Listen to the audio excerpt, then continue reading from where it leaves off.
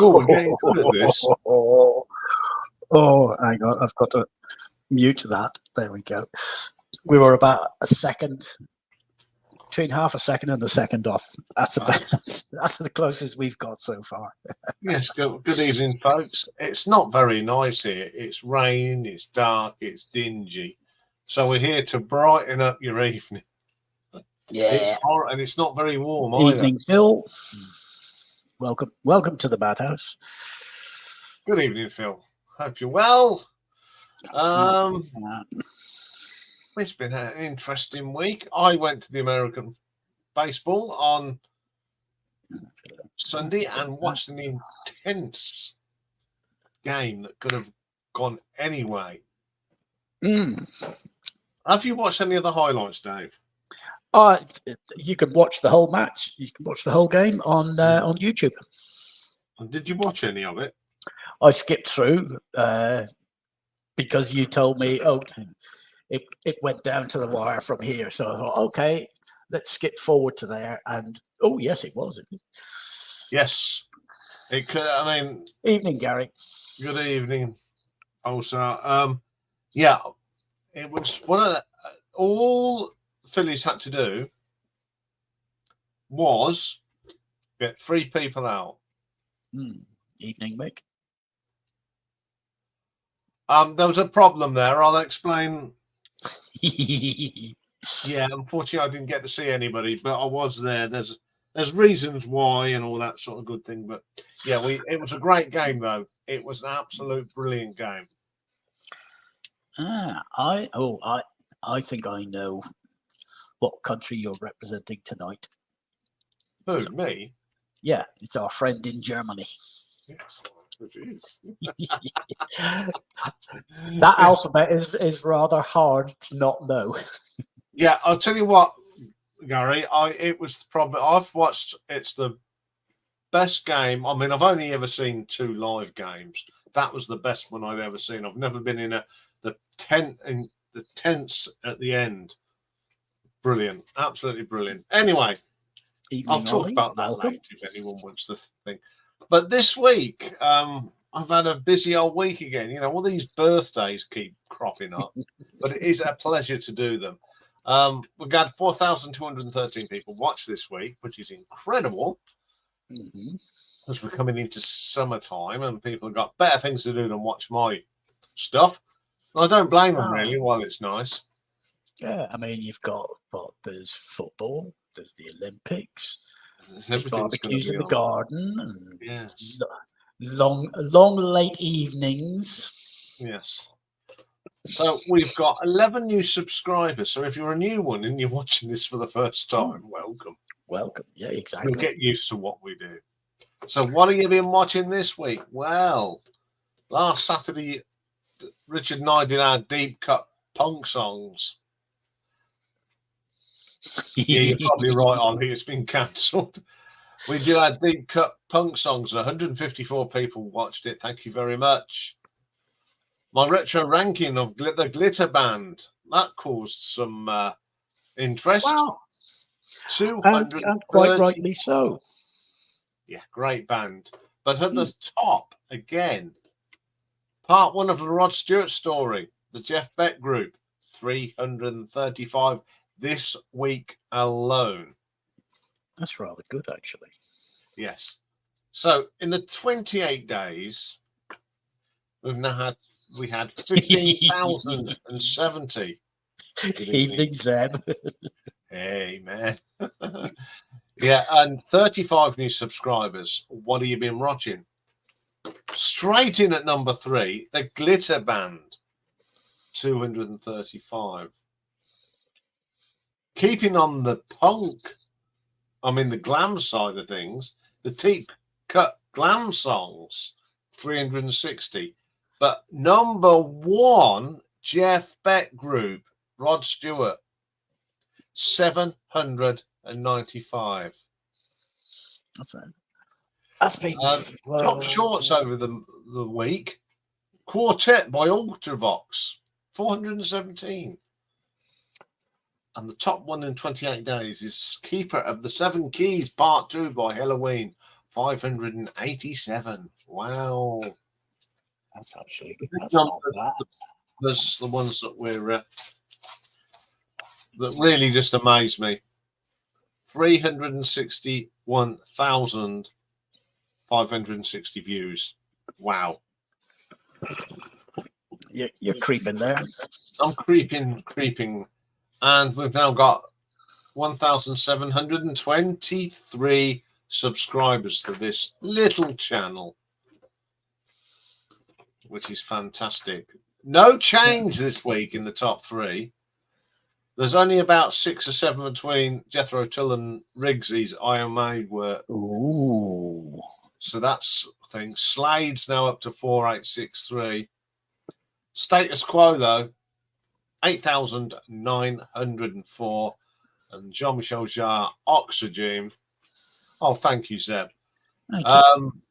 Oxygen is still there with 2,782. Well, what I've been It's more than it is me. Yes. Oh, I like how you just go, yes. So there's been some changes in what I've been listening to because I've completed Tom Petty and the Heartbreakers, the Gap Band, John Miles, and someone's cool. I've finished listening to a band called Chad Allen and the Expressions. I'm sure if you're in the know, you know what they became. So what have I been listening to? I've nearly done Robin Trower, and I've loved listening to him. I've done 22 of the 27. The Guess Who. Good morning. Good morning, Lisa. It's funny. This is quite funny before I go on. Lisa comes in morning, and when I sometimes switch on a Friday, she's on a live stream, so it's morning for me. Hang on. Morning from you? No, it should be afternoon or evening from you, shouldn't it? I don't know. I can't remember where she lives in America, but anyway, it's always quite funny. It's lovely to see you, Lisa, as ever. It's morning for you, yeah. It is. In that case, she's West Coast. Yes. So, half man, half biscuit. 3 of the 15. That's the thing. Can you imagine if he'd been called half a hobnob? Yeah, half an hobnob. Stilo Span. 4 of the 24. Edgar Farize, whatever how you pronounce it. 2 and 9. Todd Rundgren. Yes. I've listened to 2 of them. The first 2. Yeah, it's 8, just after 8 here, Lisa. Farize, well, I don't know. It doesn't matter. It's Edgar. Yeah. And They'll be belated.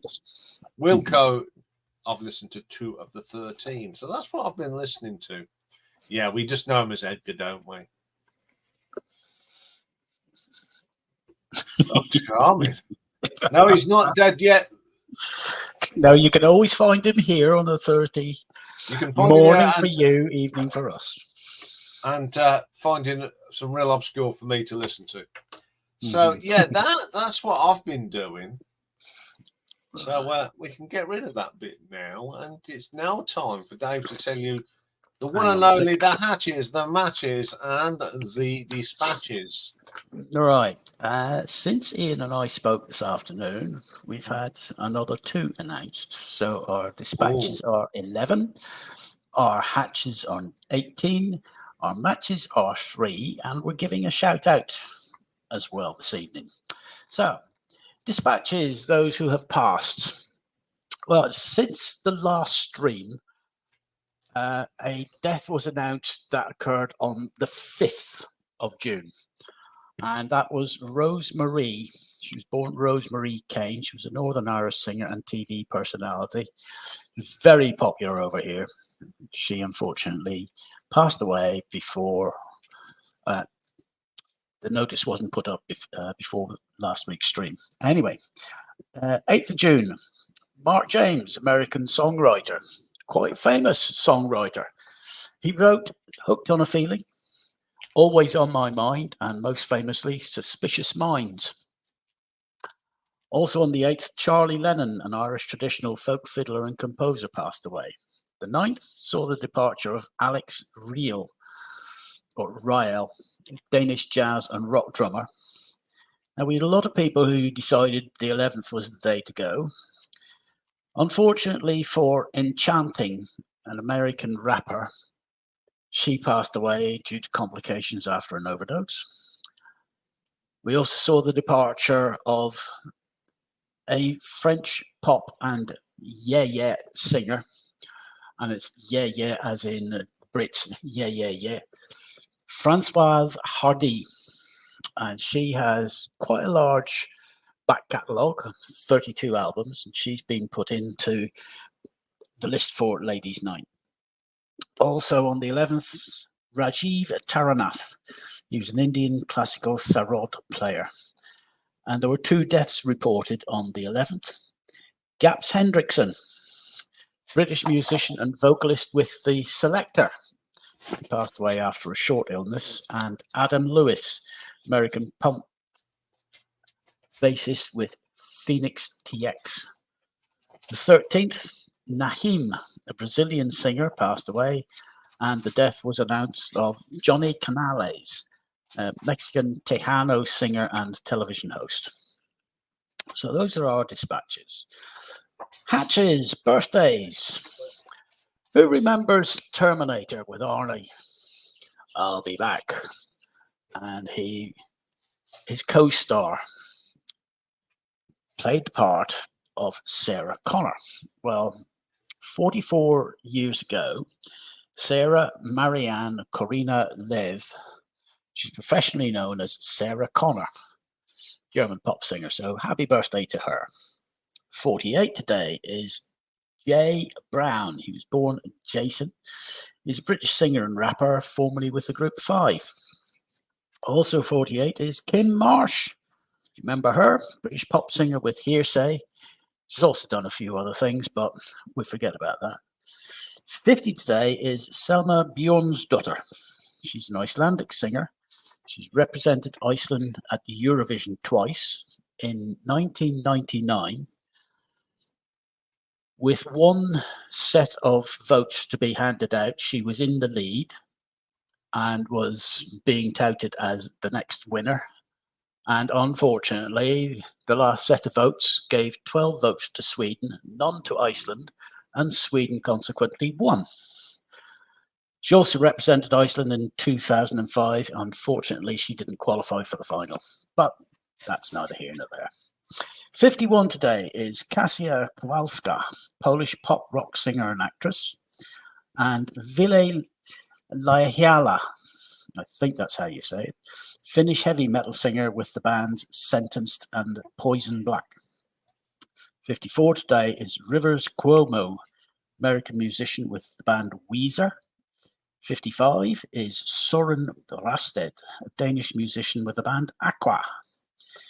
56 today, Denise Pearson.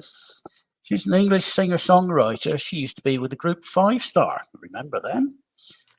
And also 56 is David Gray, the British singer-songwriter and guitarist, best known for that single Babylon.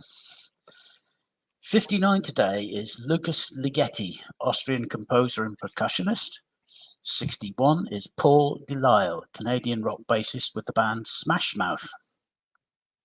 70 today is Robert Bo Donaldson.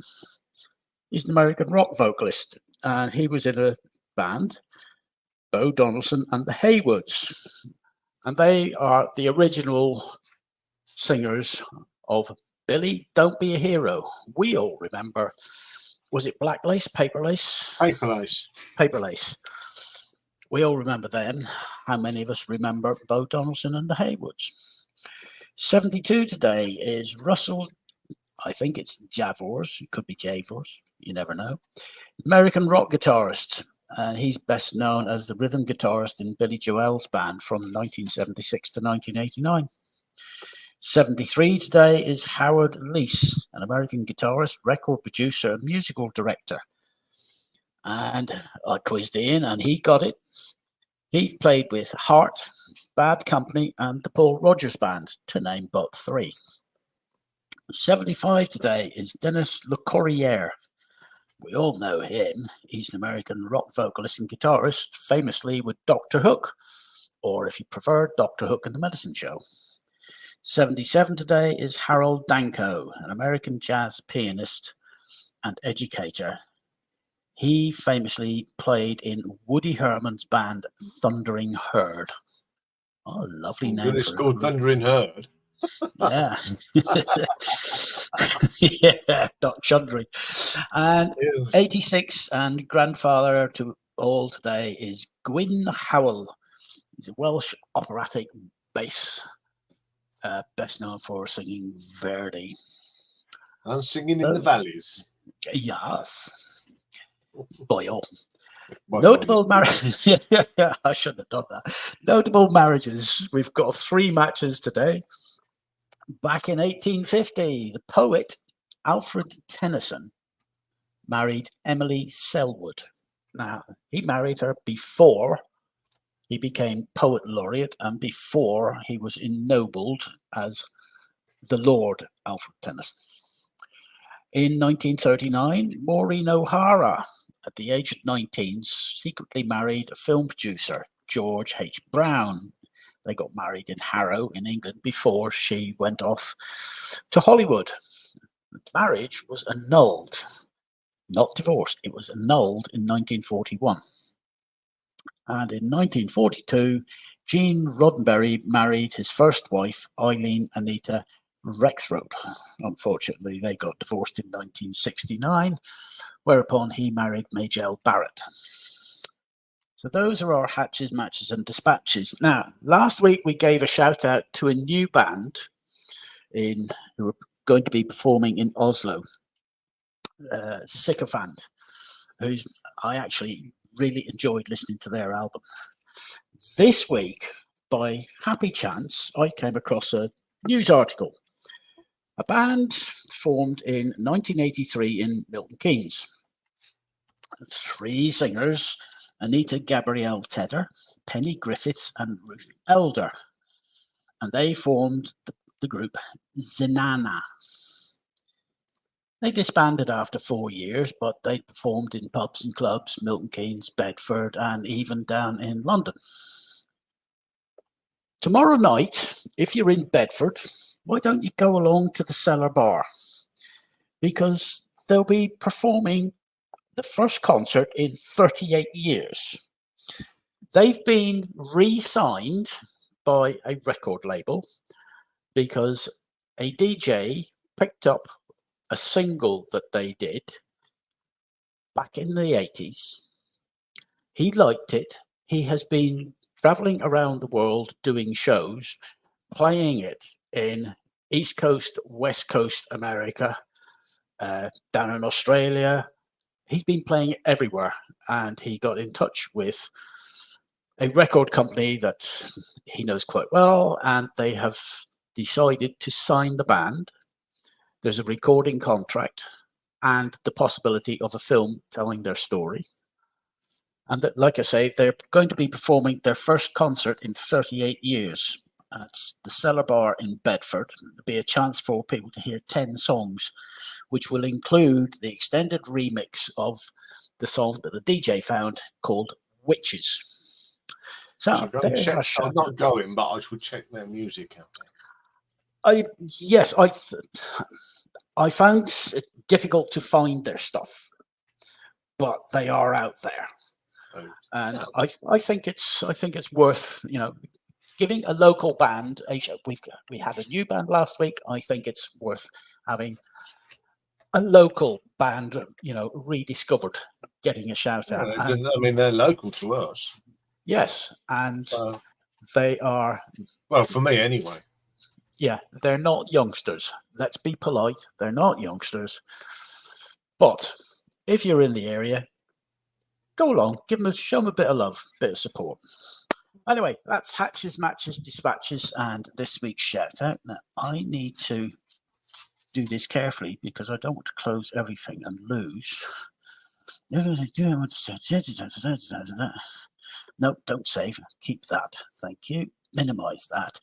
Okay, so we add that to the stage.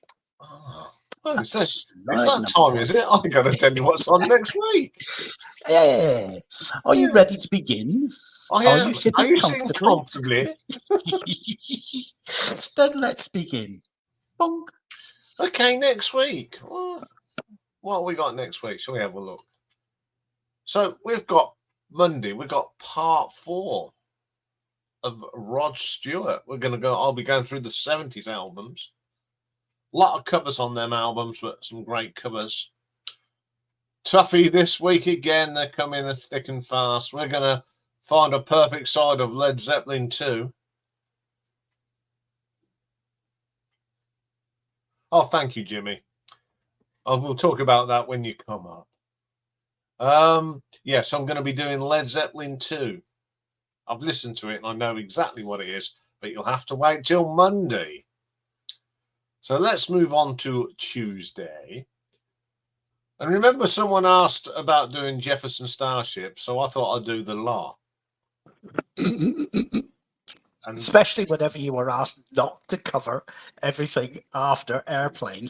Yeah, so we're going to do Starship. I can tell how 80s it is. Look at them. I don't know. Okay, the controversial one. Yes, I have found some bad Beatles songs. Oh, haven't we all? Yes. So I'll be mud by Tuesday tea time. But hopefully by Wednesday, everyone will be happy again because we are doing a great band. The one and only Procol Harum. Yes, one of the earliest prog bands. Yes, you'll find out they actually go down as one of the first prog albums. So, and they are a brilliant band.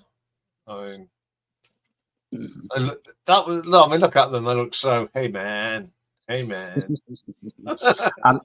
the tie-dye shirt. Yes, absolutely fantastic. That's a great picture of them. So that takes us to Thursday. And we're back in the sophomore drum. And we're going to do some thrash metal. We're going to blast some thrash out. Yeah, so we're going to have Slayer going up against Metallica. So we got Ride the Lightning for Metallica and Hell Awaits from Slayer. I am looking forward to this one. That one. Yeah, I'm looking forward to Pick and Mix. I've been playing this since I had it as VCLT from Simon. I have been playing it. Yes, Nick. Yes, we did, Nick. Yes. Yes, we did mention, and I'm going to be reviewing The Doors live at the Hollywood Bowl, which is a fantastic DVD. So let's go to next Friday. Busy old day. We've got a great week this week. We're going to do the Straubs live.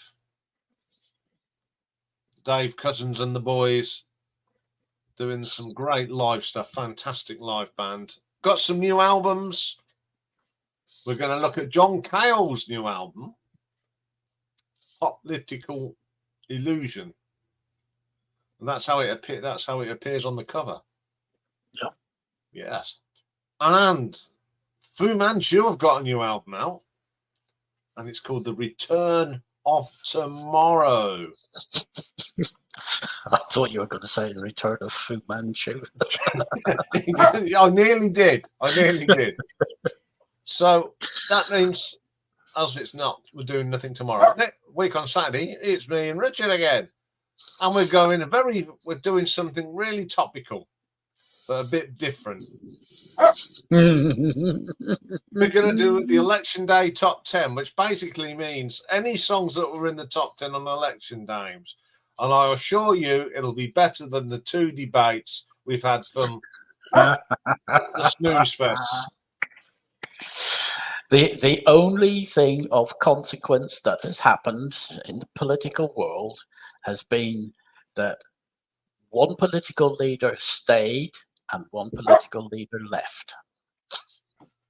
So yeah, that's what we will be doing. We'll be doing our election day top 10. So any other songs in the top 10, we're going to put it together. So it'll be more fun than listening to Sunak and Starmer. I can assure you. So that's what we're doing next week. Good. So shall we take that on? No birthdays next week. Amazing. Amazing. No birthdays. We got them the week after. Yes, you do. We got 3, and they're all associated with this channel. That's strange. Yes, we'll have Nick, Jimmy, and yourself. Ooh, is it my birthday? Happy Soon, birthday, yes, very soon. So there's the link. We've got a few business things to do now. We've got to spin a wheel for some years. Right. Ooh, hang on. I need to. He's got to find it. No, I've got to choose the right one. Okay. Because this you'll be turning 21 yet again. We always turn 21. Yeah, as we know, we've got a new thing on a Thursday now because we've got no more competition. It's very, very similar.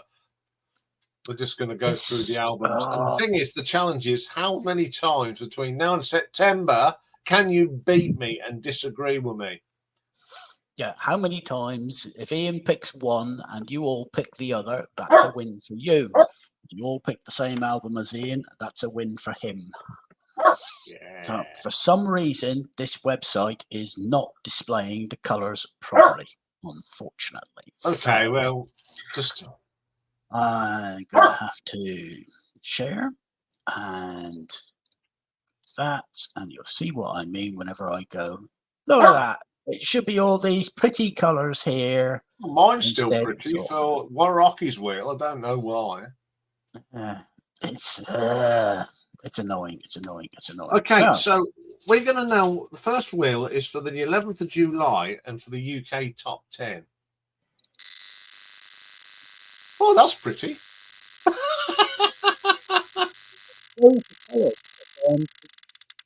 Just then.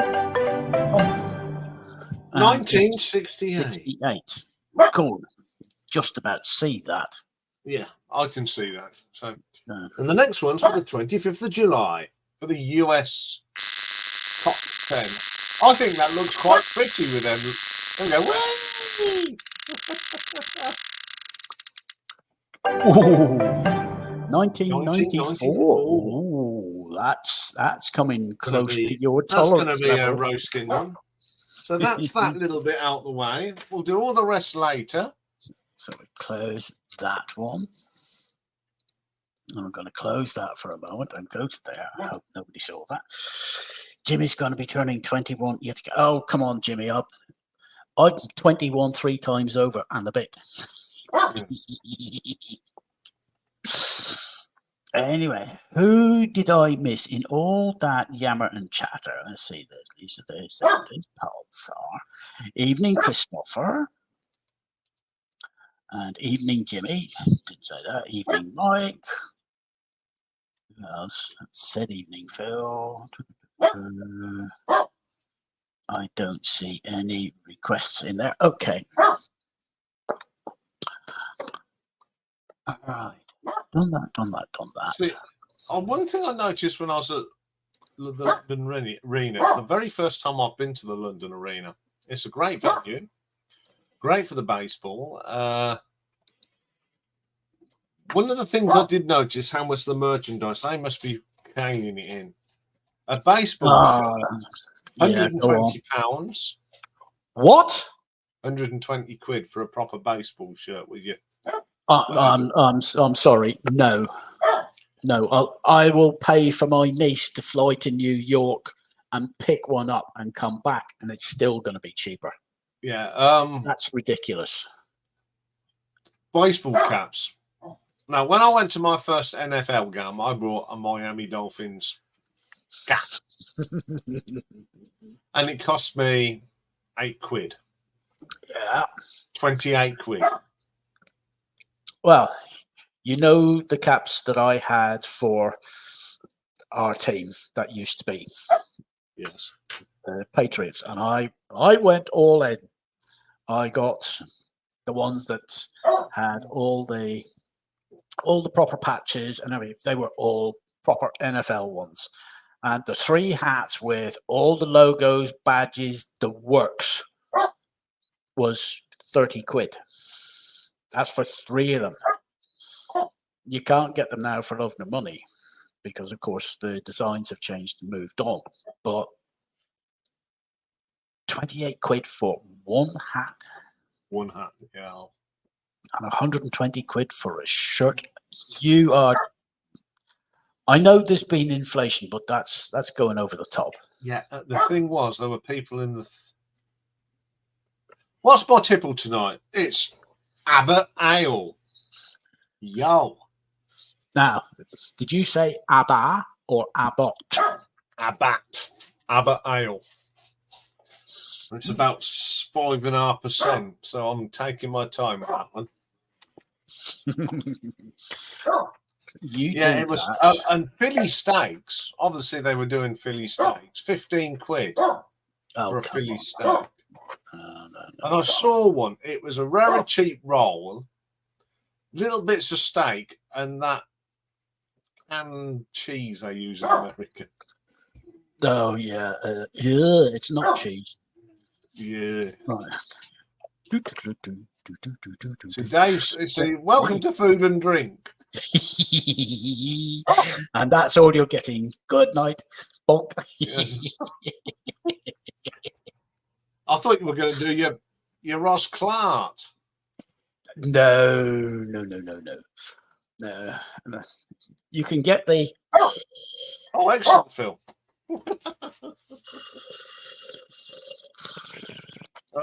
He's going to do his. There you go. That's your Rose Clark. Yes. The bouquet of an Aborigines armpit. So he's having a nitro Guinness. Ugh, disgusting. That's from the wine sketch on one of the albums, and a lot of people in Australia still poo-poo Australian table wines. The Nuisan Wagga Wagga. It's got a label on it. Beware. That's it. They were fishing them out of the Sydney Harbour. Yes. Every half an hour. Oh, I mean, it's amazing how tastes in humour have changed over the years. I'll still go back and quite happily listen on the radio or watch on the TV. You know, things like Morecambe and Wise, the classic shows, and the 2 Ronnies, the early editions. I better go. I don't know what Rocky wants. Is, as you can hear him, he's giving it large. Yeah, you better go and someone go on an out day for 2 minutes.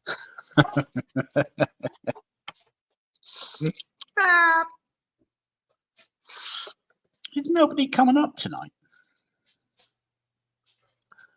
Oh, I know what everyone wants to avoid, the graveyard shift, but we've done the graveyard shift. Although, having said that, Iain hasn't done his little presentation bit yet, so I don't know if he's going to do. Let's see, that's right, we're talking double albums tonight. That's going to be rather interesting because I know a few of his double albums.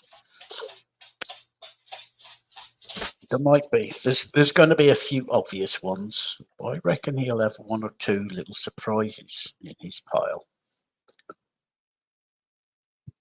So what have the rest of you been up to? I know Nick's been chuntering up and down the country, listening to Iain's daily forecast in the mornings.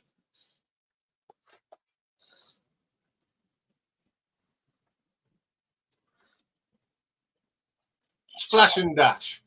It's all gone quiet over here. Splash and dash. Oh, right. Anyway, I've got a quick shout out to someone who. Right, but Mike's still digging out. I was calling for help. Please, somebody come up. Mike's still digging stuff I'm not out. going to say who it was, but They made a Oh, comment yes. last night on Glitter Band about 2 songs that I didn't think, and I put, it was, I put, well, I says they're good songs, but they would have made my top 20. And he apparently he'd been out on the pop last night, and he became the be all end all of, and he admitted to it. I thought I was the official Glitter Band person, basically, as you do. And I'm sorry for being, and I thought that was so nice. He didn't have to apologise because he wasn't. His first comment wasn't rude at all. But no, but I know where he was coming from. Yeah. Whenever he made that apology, I thought that is how you make an apology. Very nice. I mean, you don't have to apologise. Everyone listens to things differently, as I keep telling people. So I'm not going to mention his name. I don't want to embarrass him, but well done, sir. And yes, from both of us. Keep on watching. Excellent stuff. Yeah. Oh, it's the graveyard shift. Does he know? Does he know? Good evening, Jimmy. Hello, Jimmy. Evening, lads. Well, the first thing is, I watched your little clips that you did of Pet Shop Boys. Now, I'm not, as you know, the biggest Pet Shop Boys fan. I know you're not, but that looked a very good show. Oh, it's amazing. Yeah, a nice stage presence. The band sounded good. Yep. Considering out what you recorded it on it, and it looked like they can still put on a damn good show, which is great. Yeah. And they've got musicians. They're not doing it to backing tracks. So well done, Pet Shop Boys, for going out there and playing live music. Exactly. It was a great hits. It's the greatest hits tour as well. So it's all the big all the big singles are there, really. So right. Yeah, it's a great night, and I know it's not convenient for everyone in the country, but I can recommend Motorpoint Arena in Nottingham. It's a really nice venue because for an arena, it's relatively small. So even the cheap seats, you're gonna get a good view. And with something like that show, where there's a lot of lights and video and stuff, it was just a good atmosphere, and everyone from the cheap seats up to the good ones, i.e. me, we're all having a great time. So yeah, it was a wonderful evening. I really enjoyed it. What sort of capacity are we talking? Oh, I did look that up. A few years ago. It's certainly under 10,000. Like it'll probably that's what you'd call intimate then. Yeah, because it's just one of those places. It's not cavernous, it's. You look round and like you can just see everything. Like you can see like the cheap seats, and I don't like calling them cheap seats. It sounds a bit dismissive, but you know what I mean. That's what they are, really. But yeah, it's a great venue. I can recommend it for anyone who you might be into, because it's just and the staff are really friendly there as well. So I know what you mean whenever you say the cheap seats. Iain and I would know them as the threepenny front rows, and you'd have been up in the 2 and 6s at the back. It looks a very, very good gig, and I'm always an advocate for bands that play live. No backing tracks, then. No, I mean they had the little extra band, like there was sort of another one on keyboards. A couple of people on I know you won't like them, but there's Simmons drums, the electric drums. But with Pet Shop Boys, it's got to be really. It is. I've got no problem with it when it's for a band like that. No, and one of them, he played bass on 1 or 2 songs, and one of the keyboardists also did some singing. She was actually filling in for Dusty Springfield on What Have I Done to Deserve This, and she was no Dusty, obviously, because who is? But she did it. She did it credit, really. So. Good. You know what I'd like to hear as we go forward. Is it car friendly and good for parking? Not the city's all right for car parking. Yeah, I'm not sure about the arena itself. Although the Premier Inn, which I didn't stay at, but I know people who have, that's right near the arena. That's got a car park. So if you were staying there, then you could park there as well, and that'd be easy enough. So I would Yeah, say it's not not bad in in general, Nottingham, is it? parking. Yeah. Because I mean, obviously, I've been to a lot of gigs at the Rock City, and there's a multi-story car park literally around the corner from Rock City. Yeah. That's the sort of thing you want.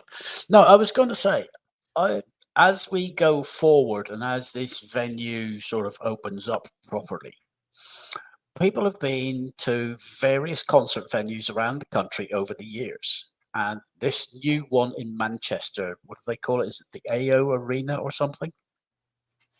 It's been beset by problems at the start. They cancelled so many concerts. I would love to hear from anybody who has gone to a concert and can compare it with other venues. Is it obviously it's going to be bigger or whatever? Is it better? Are the staff friendly? Is it car, as Nick said, is it car parking friendly? Give us the lowdown. If you've been to this new arena, let us know what you think. That's it. Co-op Live. Thank you, Andy.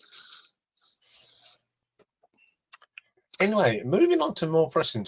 So you didn't mind my New Order, although it wasn't the order you would have put it in. I think yours would be different. When I was trying to predict your number one, and I had it down to 2, I think Ian's number 1 was got to be either Movement or Power, Corruption and Lies. And I couldn't really decide. I thought, it's going to be one of those, I think, for Ian. And you know what? You had Movement at number 1. And did you have Power, Corruption and Lies at 2, was it? Yeah, but that swapped about 3 or 4 times. Yeah.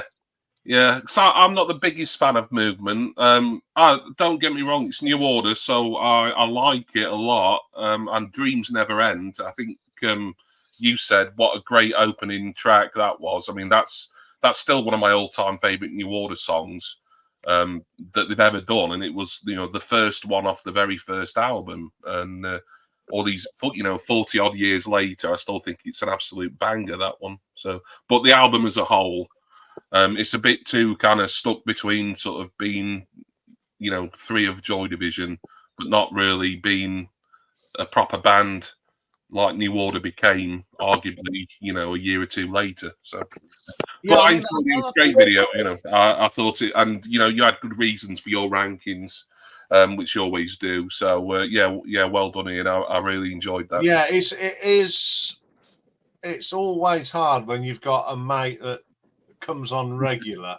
Yeah, who's a huge fan. The pressure that's on you to get it. But then again, I was around when that was coming out. I remember it. So that's why I think that's always going to be my sort of era. And I think Mike must be on that one as well about Movement and that. We were there when they evolved. I think with a lot of bands, it's when you come in, isn't it? Yeah. Those are the ones that you seem to remember sort of more fondly. The albums that really got you into the band. So for me, I mean, I think you just about got the top 4 okay. I would have been in a slightly different order because I really love Low Life. I think I would have put that number 2, Power, Corruption and Lies at number 1, and Movement at number 3. And what was the other? Brotherhood, wasn't it? Yeah, but I'd put that at 4. I've also got a bit of a soft spot for Waiting for the Sirens Call. I mean, I know it's not a very well loved album, is it? I didn't like it at all when I first heard it years ago, and now I think it's about what did I rank it? It's about my 3rd favourite, I think. No. Oh right. So yeah, it's been a real grower over the years. Sirens Call has for me. I really like Jetstream Baby. I think that's a great track. That's one of my least favourite on it, but yeah. Yeah, I mean it's a bit poppy, isn't it? But I just like it, Ohayou gozaimasu. Ohayou gozaimasu. Oh yeah. And there's our little cultural I'm getting used to that. Anyway, the good news is that we've all started. Dave has now started to create a wheel for the rabbit hole. The only person that hasn't put anything in yet is Jimmy. Are you going to be partaking in this? three bands, 3 albums that you want someone on the panel to listen to. If you got some ideas, just text me them and I'll get Dave to put them on the wheel. You have to tell me now. Right. Okay. Yeah, I remember vaguely you mentioning something a couple of weeks ago, but so yeah, you're gonna have to. Yeah, later I'll just refresh my memory about it. Yeah, lots happened. Yeah, it feels ages ago when you talked about it. Andy's just come up thing for you, Dave. Yeah, I was just putting it up. We've only not been to Co-op Live in Manchester, but Factory International that opened late last year. It's very good. All standing when it went. Sound and lights great, staff fantastic. Yeah, parking right. Yeah. They don't think about people travelling to and from a venue. Oh, everybody's going to use public transport, buses, trains, walk, taxis, whatever. They forget about those who have to drive. Yeah. Not a problem, Phil. You spelt it right. Don't worry. Yeah, it's a bit about London Arena. I mean, you can't get a car within 5 miles of the place, but because of Lee's got a disability, they have what they do. They get a load of scooters, these electric scooters, and they drive, and the person stays with them all the way, and then they take it back and to and from. Now, afterwards, when we come out, there's a place where you can get your Ubers from called the Copper. Was it the Copper Stadium or something? I don't know, the Copper Centre. And what they do, they get a golf cart and they ferry anyone that wants buses and that to there because it's quite a walk. They've got it all sussed in the London Arena. It's a terrific arena. You know, it's I think it's a combination of the arena plus MLB, because MLB are very aware of disabled people and access because they've been put to the pillory in the past in the States for disabled people not being able to get to see games, events, whatever. Yeah, there was a one. You know, you always get your cockies and security. Every gig you go to, you got the one that because he's been given the day job and he's got security on the back of his jacket. He thinks he's the stroppy sod. Yeah, he was giving Lee a bit of hard time, and he said, "Well, my friend," and he said, "Don't care who your friend is." And as Lee I went up to this guy, I said, "Do you know who his friend is?" I said, "It's the guy that organised this event. It's MBL UK." Oh, I said, "Oh yes, the man that's probably employed you today. So be careful what you say, all right?" Yeah. I said, "I don't like names dropping, but you was quite rude to him. So, and I don't think he'll tell him this time, but just be aware if he says people, I says, that's how they're friends." But yeah, I mean, you do get people who say, "Oh, so and so, he's my friend," blah blah blah, and it's a load of codswallop. But whenever it's someone who does know the person, you do not know the can of worms you are opening. Yeah, he came and found us, and he was doing broadcasts for the BBC and TNT, and we'd got a gift for one of the guys from America. We got him a cricket ball, as I said we would, and there was some Philly fans sitting next to us, and this old boy, he'd never been outside of America. Okay, first time abroad, and he comes to watch his beloved Phillies, and he says, "What's that?" And he said, "We said it's a cricket ball. Can I hold it?" And I went, "Yeah." So we gave him it. He says, "Oh, this is heavier than a baseball ball." I went, "Yeah." He says, "And see him." Then I showed him about the grips and that. Fingers either side, yeah. Yeah, and he was amazed. And so our friend Gary went off and he's got to go, got an interview with the Beeb, And he says, that's made my day to have someone show me what a cricket ball. And he said, "I can go home, so I've held an English cricket ball." So yes. Yeah. So what happened that you didn't get to meet your picture? There was a bit of confusion on where the hospitality was. He was at the burgers, you were at the bar. We couldn't find them. So that didn't happen. But we got We had a great day. We had a fantastic day, and it was a great baseball game. Went down to the ninth, bottom of the ninth, Michael, and it was all won on a double play, and a baseball bat broke. Wow! And the Mets won. They came back. They were, I think, three down or something, and they came back to win. Terrific game for the Mets. After they got a trounce in the day before, it was a great comeback for them. Double albums. Yes. That's what we're talking about tonight. That was a swift changeover, wasn't it? No, I reminded people while you were rockifying. Anyway, does anyone want to go first, or shall I go first? I feel like I ought to go first because I came up first. So Yeah. Jimmy's going. Oh, he's volunteering for the firing squad. My selections aren't very good, to be honest. I've cheated a bit with some of them, and I've only got 5, I think. So if you want to get me out of the way, I could just sit and listen to you real music fans afterwards. and also Ricefield Records. Ooh. Well, then, in that case, Yes. I'm going to shift Mike up there because then it's order 1, 2, and 3. Okay. No, I don't need to know that. Sorry, I've got a notification. Okay. If you're ready, Jimmy. Yep. Off you go. So, yeah, I think 3 of these I've cheated in a way. And there's only 5, and there's no what I'd call proper albums.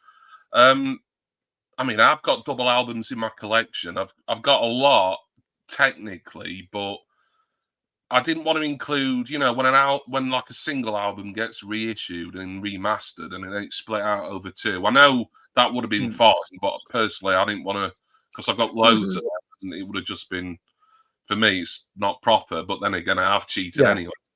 No, I agree. It's not a proper double album. Yeah. Well, the first one I'm going to show you isn't a double album either. It was originally a triple album, but I'm going to justify showing it because I've got it in a double format. I've got it on 2MD, and it is Sandinista by The Clash. And I know this album is very divisive. Just show you the 2 mini discs there to prove I'm not fibbing.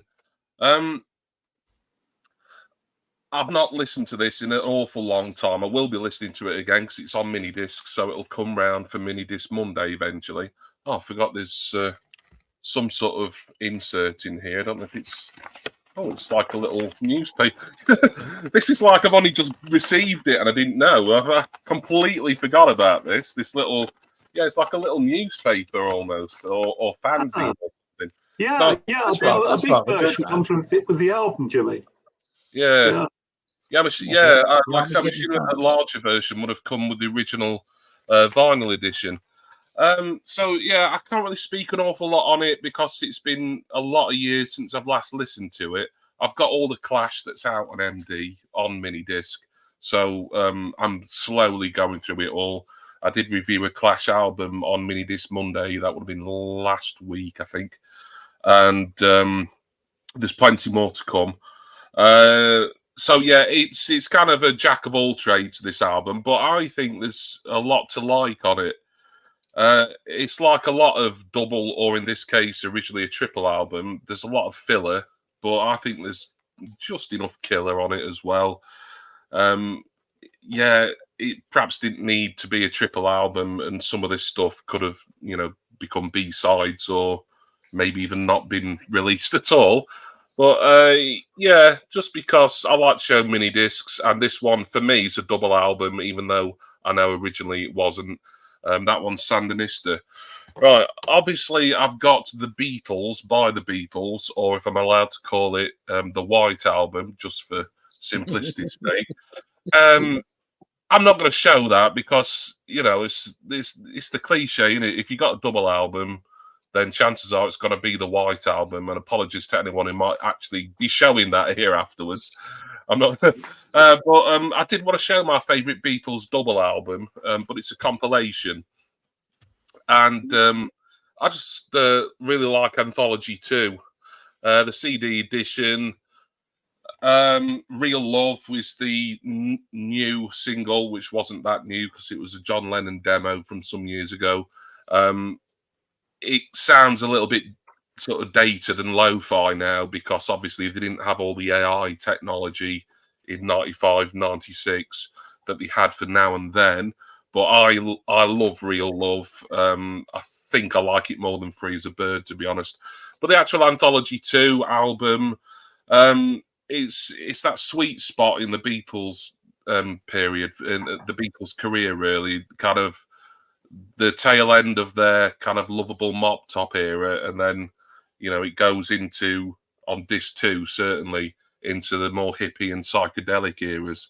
Because the first track on disc 2 of this CD, and there again, I think on vinyl, this is like a 4 LP edition probably, so even this might not count really as a double album. But the first track on disc 2 is the demo sequence of Strawberry Fields Forever, and then take 1, the very first take, Strawberry Fields Forever. I do love that song, always have done. Hopefully it won't be in Ian's bad Beatles tracks ranking, but we'll see, which I'm really looking forward to be fair. I'm as much of a Beatles fan I am, I do know that they've put out a few stinkers here and there, so it'll be interesting to see which ones I hate that Ian also hates. But yeah, Anthology 2 for me is the best of the anthologies, and I just like the anthology series. It's what got me into the Beatles, that the albums and more so the documentary series. Next one, it's a compilation. It is a double album though, and I rarely show this group on the Thursday night streams. I think I may have done once or twice in the past. But they finally released the greatest hits compilation in 2011. I think this came out. This is Made in Germany by Rammstein. Wall-to-wall belters on here as far as I'm concerned. There's your 2 CDs. This has never come out on vinyl, by the way. If it ever does, I will snap it up. They're not in any chronological order on here, but I love it all. The second CD is actually remixes, so there again, there is a 1 CD version of this, but it's a double album for me because this was the only edition that I was ever going to get with all the extra mixes on it. It's got on it Do Rick So Good, Ik Vil, Minehurst Brent, Pussy, Mind Tile. It's got them all. I know it probably doesn't mean an awful lot to most people watching, but Rammstein's first and so far only greatest hits made in Germany. The next one, cheated again, but my justification is I believe that the vinyl edition of this compilation is a 2 LP set, and I do want to get it at some point, but there's less stuff on it, and I'm looking out for it at the right price because the CD is absolutely rammed. I think this is my favourite compilation album in my entire collection, and it is. And I'm sure Stevie, if he's coming up or if he's not up already, will be familiar with this. It is New Order present B Music. Now, don't be fooled in thinking it's a New Order compilation. It's not. It is a various artists compilation of tracks, mainly from Factory Records in the 80s, but some later, once Factory had closed down. It's a various artist compilation of stuff that was produced by individual members of New Order. I'll read out some of my favourite tracks on here, but over 3 CDs, there's some absolutely phenomenal stuff. The first time I listened to this, I actually, because I'm friends with him on Facebook, the guy who runs the record label, LTM, and the new Factory Benelux, James Nice, who also wrote a brilliant book about Factory Records called Shadow Players, and he directed a film of the same name as well. But as soon as I bought this and listened to it, I messaged him and I said, you know what, you've just released what I think's my new favourite compilation in my music collection. And I was like, oh, well, I'm glad you enjoyed it. I'm like, yeah, it was fantastic. But some of my favourite tracks on here: "Reach for Love," Marcel King. I think Bernard Sumner produced that. 52nd Street, "Cool as Ice." Section 25, "Looking from a Hilltop." Paul Haig, "The Only Truth." That's a good one. Another good one from Marcel King, "Keep on Dancing." That's just a few on the first CD. Second CD, "Certain Ratio," Bootsy. I think that was another Bernard Sumner production, but there is stuff that's produced by Peter Hook and Stephen and Gillian on here as well. Another version of Another Hilltop by Section 25. "Life and Tell Me," that's a really good single. I think Stevie might have that actually on 7-inch. CD3, there's actually a track by Peter Hook on here, "La Volta Lakota Theme." More from Section 25, something from Stockholm Monsters, which is bound to be produced by Hooky, as he was well involved with them. And one that's quite a curio on the third disc, which I like, is the cover of Telstar by Ad Infinitum. And I've been reading a little more about that recently. Obviously, Telstar was originally an instrumental, and that might come up on a certain live stream on Sunday for Iain's information. But there was actually lyrics and words added to it by what was then Tony Wilson's, I think they were still married at that point, but they were more or less split up, wife, Lindsay Reed. She wrote some lyrics for it, and they were going to get sued. And then they had to put vocoder effects on it, and Pete Hook remixed it and totally changed it. But anyway, yeah, I probably waffled on about that way too long, but I really love that. If you see that anywhere, CD or vinyl, the CD's better because it's got more on it. But I do want this on vinyl at some point. New Order presents B Music. And I'll finish with what I think is the greatest double album of all time, but unfortunately it's another compilation. And unfortunately, this one isn't a double album either, because I'm going to show you the 4-disc edition that came out last year. But traditionally, New Order Substance 87 is a double album. Everything on there that you need, really, at least from the kind of 1980, early to late 1980s period of New Order. The 2 new compact discs put on some extended versions, few remixes, basically stuff that they couldn't fit on originally in 1987. If you're going to get one edition of Substance, but you want kind of the definitive edition, then this is the one to get. And for me, this kind of expanded edition that was released last year, along with all the other reissues, was quite long overdue, in my opinion. So that is Substance 87. That's all I've got for double albums. I know it's been a bit of a hodgepodge here, but thank you, chaps. And over to you, proper music fans. Hey. Well done. Yeah, that Factory comp looks really good, actually. Oh, it's so good. It's so good. Yeah, it's just showcase of New Order members as producers rather than as artists. And I kind of bought it on a whim almost. I thought, well, I was a New Order collector for many years, but that I just kind of ignored it for a little bit. And I thought, you know what? I probably saw it cheap somewhere, took a punt, and it is such a good compilation. Like I say, I'm not in a rush for the vinyl edition because there's a lot of decent stuff missing off that because it's only 2 LPs. So I would recommend the 3 CD version if you ever see it anywhere. It's worth a pick up if you can see it cheap, certainly. There you go. There's a question for you from Zeb. How many extra songs are there on how many extra songs is there in the Substance re-release? You have a 2 CD set with a ton of songs on it. Sorry, let me put my bins back on and I'll tell you. On the 3rd CD, there is 11 tracks, and the 4th CD, which is actually a live disc, is 12 tracks. So an extra, 23 tracks. I had to do some really advanced mathematics then. Yeah, so it adds another 23 tracks, although one of those discs is technically a live album, but it's a good live album because it's one where they just basically play the original Substance compilation through chronologically from start to finish. So I kind of like it when bands do that, and you get a live album that's kind of the same as the studio album out of it. So there we go. There we go. So yes, lots of little bits of information. Yeah, and Andy's saying that Hookie's post New Order band Monaco releasing their album Music for Pleasure on vinyl. They are indeed, and it probably won't surprise anyone here to know that I pre-ordered that as soon as I heard it announced, and it's on its way. Is what I'm trying to spit out. It's still in the Netherlands because that's where they're shipping from, but it'll be coming. Supposed to be coming early next week, I think.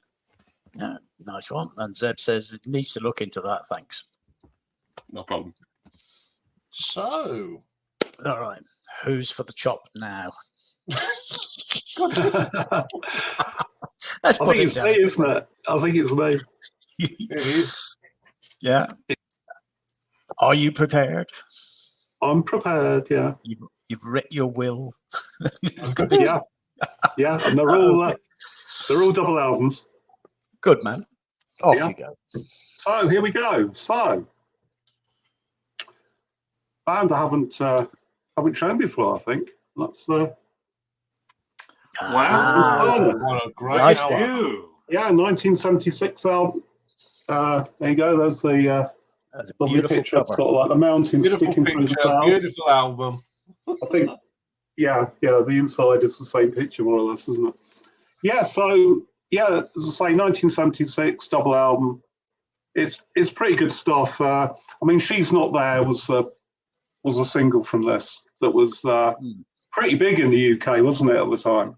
Yes. Oh yeah. I mean, I'm not sure where it got to in the charts, but it must have been top 10 at least because you used to hear it everywhere, didn't you? But that's a lovely album. Right. Next off, and I think this is the proggiest of all prog albums. Because it ticks all the sort of all the prog rock boxes, I think. And it's I thought it would be Tales from Topographic Ocean by Yes. So, first tick in the box, of course, it's got a Roger Dean cover,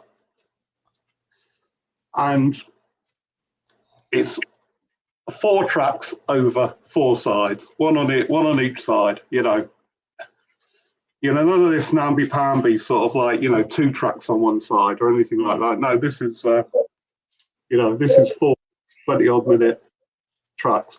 And quite honestly, when this album came out, I didn't care for it that much, but it's become a favourite of mine over the years. In the Yes catalogue. And so there you go, Tales from Topographic Oceans. I'm sure Nick won't have it in his collection. No, I'm sure he won't. Yeah. Now, I wasn't going to show this, but it's a band from Scotland, Iain, and it's your favourite album by them. Oh, yeah. Right. I love that album.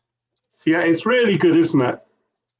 Yeah, I think I agree with you actually that this is a fantastic album. I came to the party quite late with Belle and Sebastian, and I really got into them because I discovered Isabel Campbell, and she was in the band. She'd left well before. Yeah.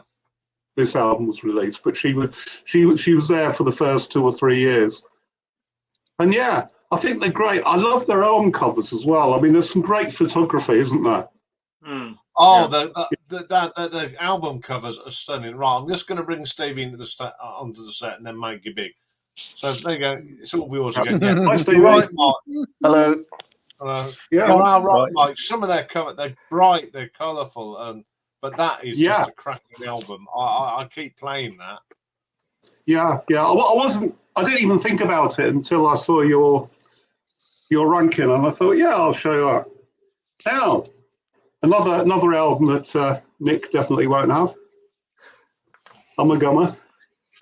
You're a man of many surprises, Mike. As some Americans seem to like to call it. Ooga booga. Umagumma, yeah, Umagumma. And apparently, see on the front cover, there's down by the wall, there's a copy of the soundtrack album for Gigi. Mm-hmm. And apparently it doesn't appear on American pressings of this. And there was some sort of copyright dispute or something, apparently. And so it's just sort of blank there, Yeah. I knew you wouldn't have it, Nick. So there you go, that's it. I quite like this album. It's quite, it is quite psychedelic. It's good stuff, but yeah. But you really don't need that many drums, do you? No. So there you go. That's oh my god. Right, that's the last of the prog, I think. Right, a lady from Melbourne in Australia, and that's Courtney Barnett. I mean, this strictly isn't a double album. It's her first 2 EPs released together, but it's absolutely cracking. The third track on side A there, Avant Gardener, is absolutely brilliant. That's funny enough. I've been listening to this week. Yeah, she's really, I mean, she's a really, really good songwriter. Courtney Barnett. And you get this sort of weird sort of stuff, Nobody knew whose socks they were, but they've been hanging there they've been hanging there for weeks. Yeah. I just like the simplicity of that, the drawings on it. Yeah. So there you go. Sock draw. The See split piece, the double EP. Right. And the next one, now this is from American singer-songwriter Jessica Hoop, and it's called Kismet. And this is a 2023 reissue of her debut album, which came out in 2007. I think I wrote it down. Yeah, 2007. But it was originally a single album, but on this you get the original album, and then you get an acoustic version of the album with the tracks in a slightly different order. And if you don't know Jessica Hoop, if you like, female singer-songwriters, she's absolutely brilliant. Right, there you go. That's Jessica Hoop. Another female vocalist. In fact, my whole musical listening this week seems to have been female vocalists, because I did a thread that was female vocalists, and I got some VCLT this morning, and I'll show you some of it in a minute, because I think Michael will be quite interested. Anyway, this is Charlotte Gainsbourg, and this is her 5th album, I think. It's called Rest, and of course she was the daughter of Jane Birkin and Serge Gainsbourg, and it's from 2017. And there you go. She's certainly got a mother's looks, hasn't she? Yeah, she certainly has. I mean, really, she's best known as an actress. If you were to sort of Google her, you'd probably get her films rather than her music. But for a while she produced some absolutely cracking albums. I mean, 555 is an absolutely brilliant album. But I remember sort of like years and years and years ago at the Leeds Film Festival, there was a premiere of a film that she was in called The Cement Garden, from a book by Iain Rankin. And I think it was the first time I became aware of her. I mean, she was just a teenager at the time, and it's a really odd film, and you don't see it, you don't see it anymore. It doesn't seem to be on the telly or anything like that. But if you get a chance to see it, I mean, do. But basically, it's about a family, and they're living with their mother. So she's the oldest daughter, and there's about 3 or 4 other kids, and their mother dies, and they're absolutely terrified of being taken into care. So they bury her in the garden underneath concrete and try and convince, the authorities that their mother's still alive. But it's a really cracking film. Anyway, an American band. Here we go.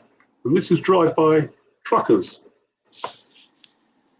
Went to see them. I think it was, can't remember if it was last summer or summer before last at Leeds University. This is called English Oceans. It's their album from 2014. And they're a southern rock band. And they're absolutely brilliant. I mean, they're a brilliant live band.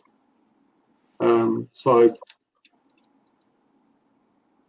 there you go. Hood Patterson is the sort of, or was the sort of main man with the band. But again, I like the cover. All their album covers are sort of, or most of them are pretty much the same. The same artist. And, yeah, lovely artwork on that. You can recognise the Drive-By Truckers album just from the pictures on the covers.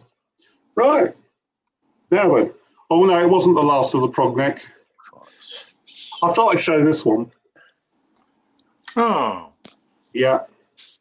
Peter Gabriel's last outing with Genesis. And it's A Lamb Lies Down on Broadway. And whereas sort of Jimmy was talking about sort of how, maybe you need some more tracks on albums and get the CD version. I think there are a few of us here who think that this maybe would be better as a single album. But I'll say no more about that at the moment. Yes, because that's for another day, isn't it? When we've got a friend in. Yes. Yeah. That's right. And my final album is the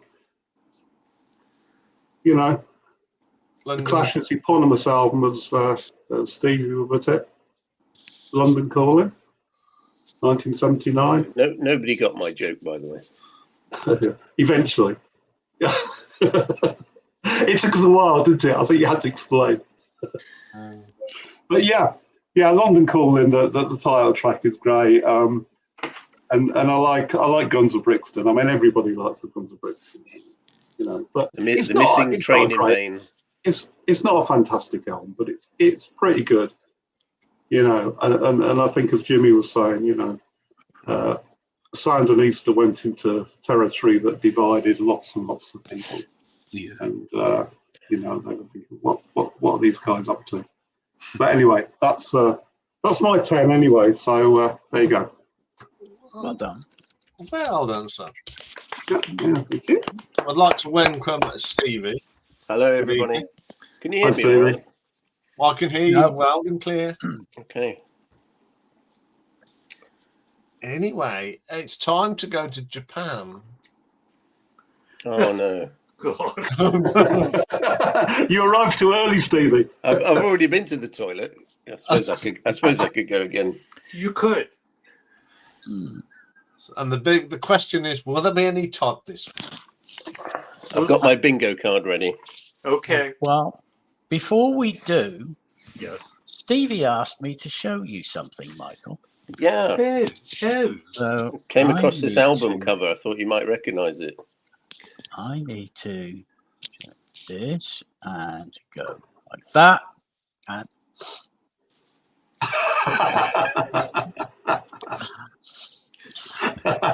Hush. It's a relative of Tosh. Hush. 2 LP, $12.95 with poster. Wow. Yeah. Absolutely. Stevie, the $12.95, is that what they pay you to take it away? I'll be honest, I found it off the internet. Obviously a kindred spirit. Yes. Thank you so Anyway. much. With that, we better go to Japan. I'll get my bingo card ready. Okay. Okay, there he goes. All right, first up, Genesis. When I show you this record, I knew it. what comes to mind? A bad choice. A bad choice. Yeah. Elephants. Anybody else? It just looks like a very bad dog. In modern times, that's going to get put down. What comes to mind for me is the word excess. And what I mean by that is this record cost $1 million to produce. $1 million. And does that include the dog? Yes, it includes the dog. It includes the USC Trojan marching band that appeared, that was recorded live at Dodger Stadium.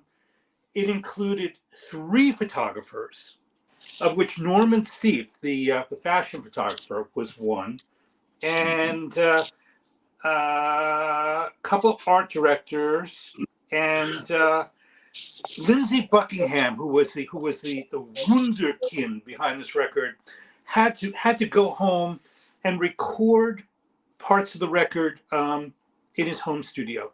And it's not a gatefold; it's like a sleeve thing, and the packaging is just kind of like, you know, it's a sleeve within a sleeve within a sleeve, and when a record, and the sales were not too good of this record, it made it to the bargain bin really quickly because it was really kind of self-indulgent. Had it been a single record, it would have been as big as their other records, but it wasn't. And when I say excess, it's because none of the executives at Warner Brothers received their bonuses that year. I wonder why. True story. Yeah. Oh, I was reading up on that earlier for something else, and it was later revealed that the album cost was $1.4 million, which in updated to last year equated to $5.88 million. It was exorbitant. Exorbitant. And there's about 4 good songs on it. Yeah. Sarah. Unfortunately.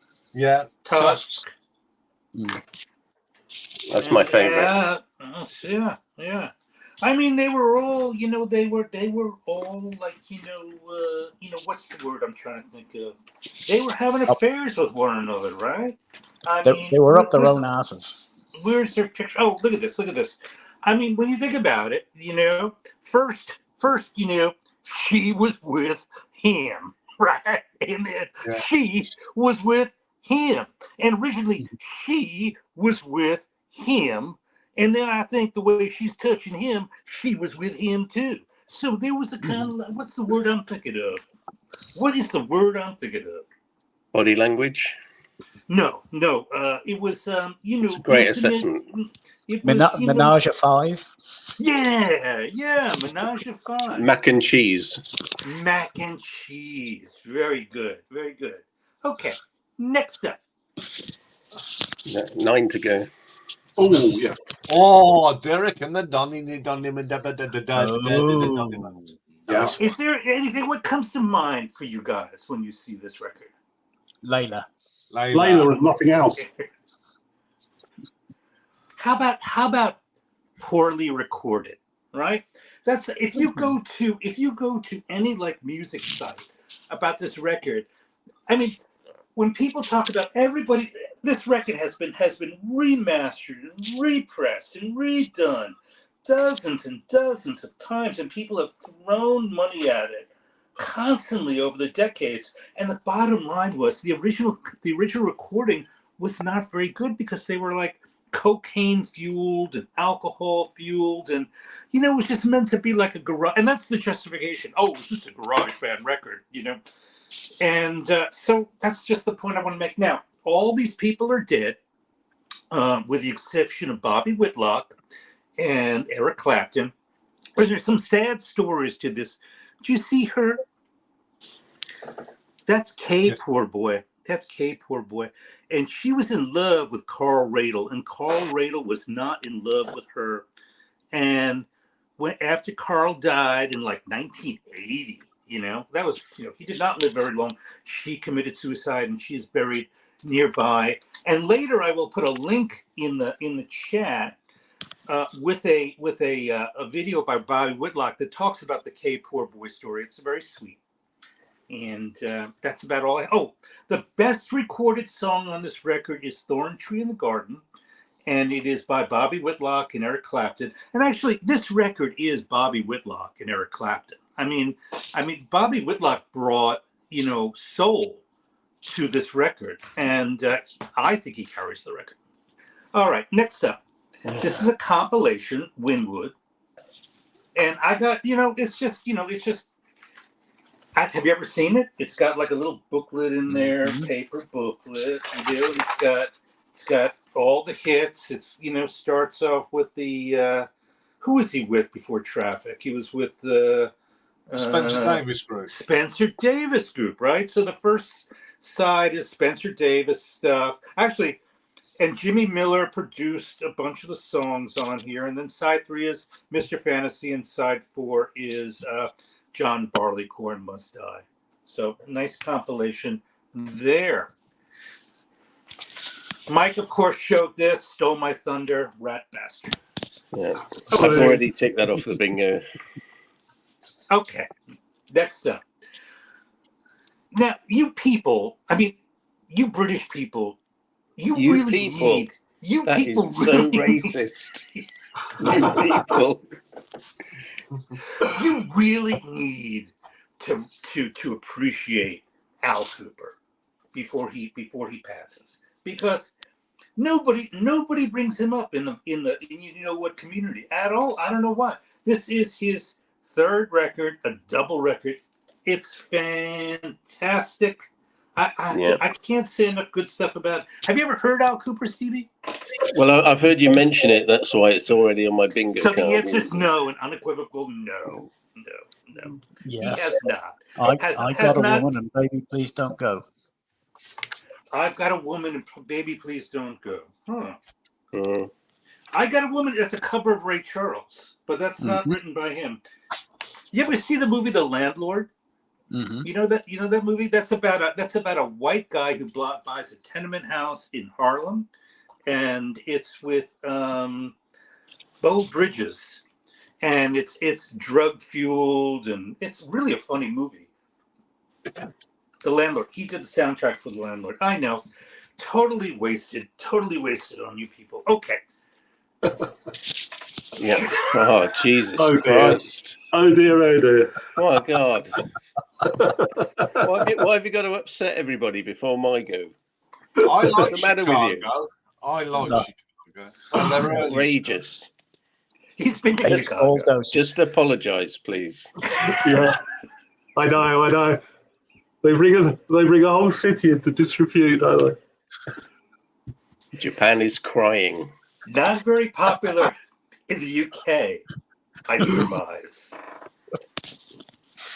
In bits and pieces, it's like the curate's egg. It's good in parts. Last one. Get out your barf bags. There we go. Hey. Stevie, what can you tell us about this record? It had the single something which got to I remember this. It's the only chart single ever in the UK, and it proudly got shot up the charts to number 36, and then we never heard from him again. He was not very popular in the UK. I actually like that record. I do like that record. There's a couple on there I like, but that is it. On Rolling Stone ranks this record 150 of the top 500 records of all time. Yeah, well. Yeah, well. It's not New Musical Express. It's Rolling Stone. Yeah. Yeah, it's American, isn't it? Yes, it's American, isn't it? The biggest market in the world. Now, I may feel like maybe you guys think I have a bit of an attitude today. No attitude. I'd actually question that one. I'm just presenting double records. They're not live records. The artist went into a studio and said, I'm going to make a double record. And that was the assignment. And Now, those are all the double records that I have, because everything else are live records, or I've shown them before, and I don't want to repeat myself. Do you have like a big barrel and you had to sort of reach right into the bottom of it and you go, oh, there's the Chicago LP? You know, I live in Japan and space is very, very tight. So there's no room for big barrels in Japan. So the answer is no. Yes. I'd actually query if that's a double album. Which? The last one, Todd Rundgren. It is. I thought it was 4. Is it something, anything? It's 2 doubles together. No, actually, his first 2 records were supposed to be a double record. Runt and Ballad of Todd Rundgren. Actually, he intended that to be a double record. Can you imagine? What a powerhouse of talent. But they split the 2 records. But, you know, Chicago, to their credit, always did double records. I mean, you know, look, the first one is great. The second one, I don't really listen to anymore. And the rest, 3 to 17. I mean, they're forgettable, right? But I thought it was a double because is it "Hello, It's Me" is on there, and I think that's on side 4. If I remember. Actually, you know, it's divided up into different sections, right? Mm-hmm. How about "Breathless"? Did that get any play? That was the all-instrumental one, "Breathless." That was a staple on WNEW in New York. "Breathless." That was all instrumental. "Dust in the Wind." I saw that was covered by Guns N' Roses. "Dust in the Wind." Yes, it was all either "I Saw the Lights," "Hello, It's Me," "Couldn't I Just Tell You," or "Wolfman Jack." Those were the 4 hits from this record, from the double record. Yeah. And Wolfman Jack only got to 105. That's a great song, Wolfman Jack. Yeah. Well, let's not dwell. You know. Yeah, let's not dwell. Can we see your bingo? Should we see your bingo card now to see how we did? Well, it was a bit sketchy.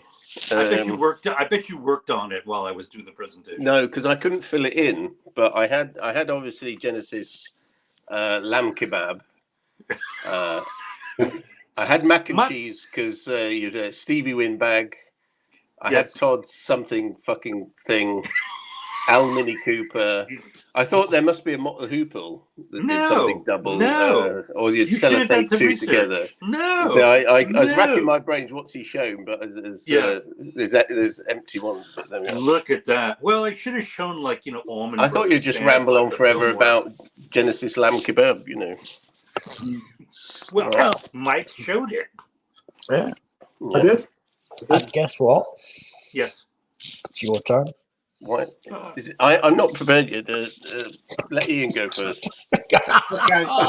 Cop out. I've got my bingo ready for Ian. I'm all. Or do you want me to go? I'll go if you want. I didn't get any applause. I did. Yes. Mike. Well, yeah, great stuff.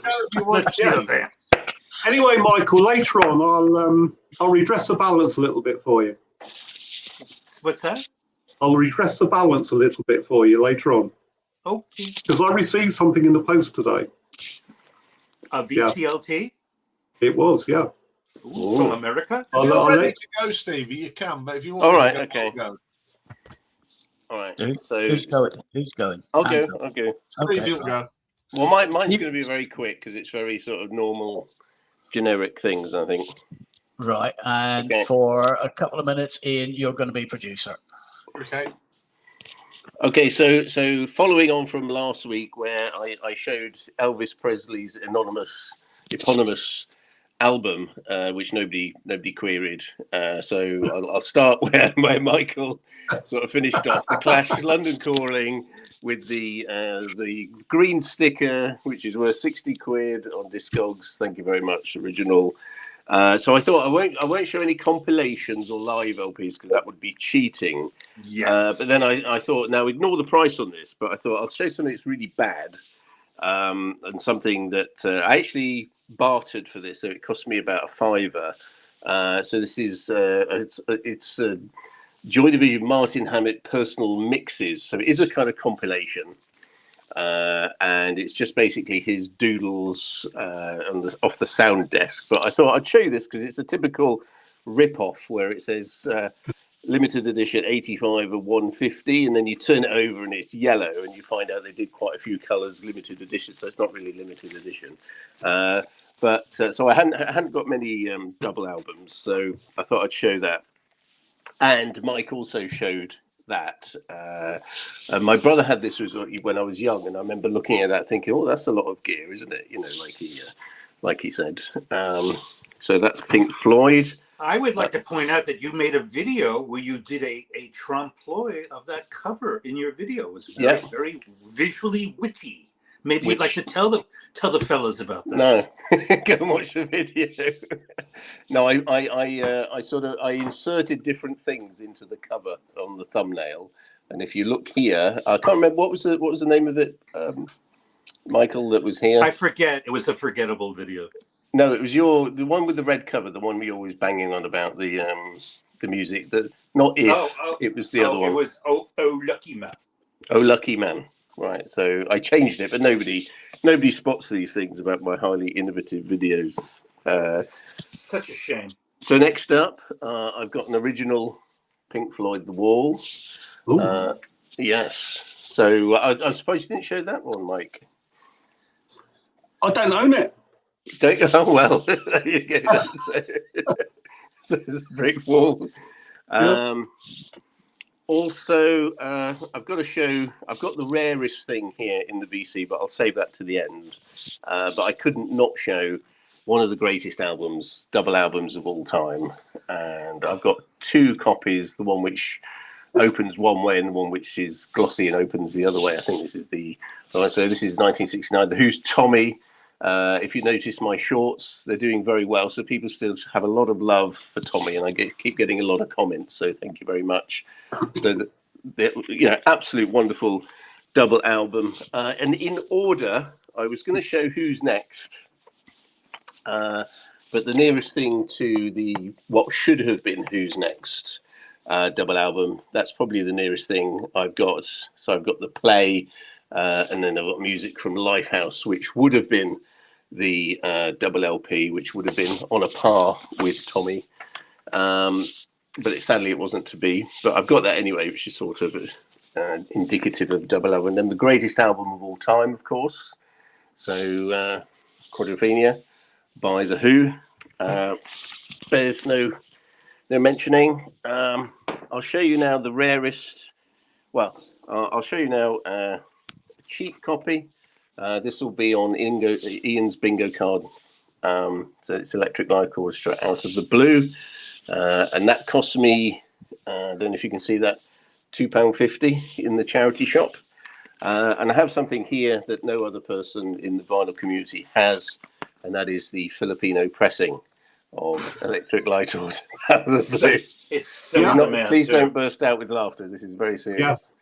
Yeah, mint as well, isn't it? Yeah, it's VG.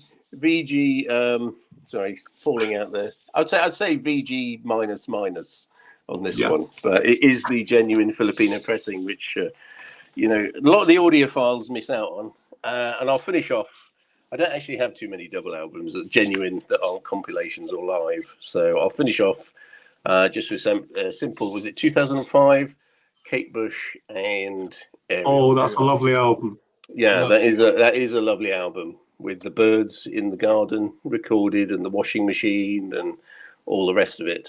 I'd love to get this on vinyl, but I haven't. But I've got to make do with the CD. So it's a double CD. So very nice. So there we are. So that's me. So I'll finish off Kate Bush, Ariel. Thank you very much. Wonderful. Thank you very much. As I'm doubling up at the moment.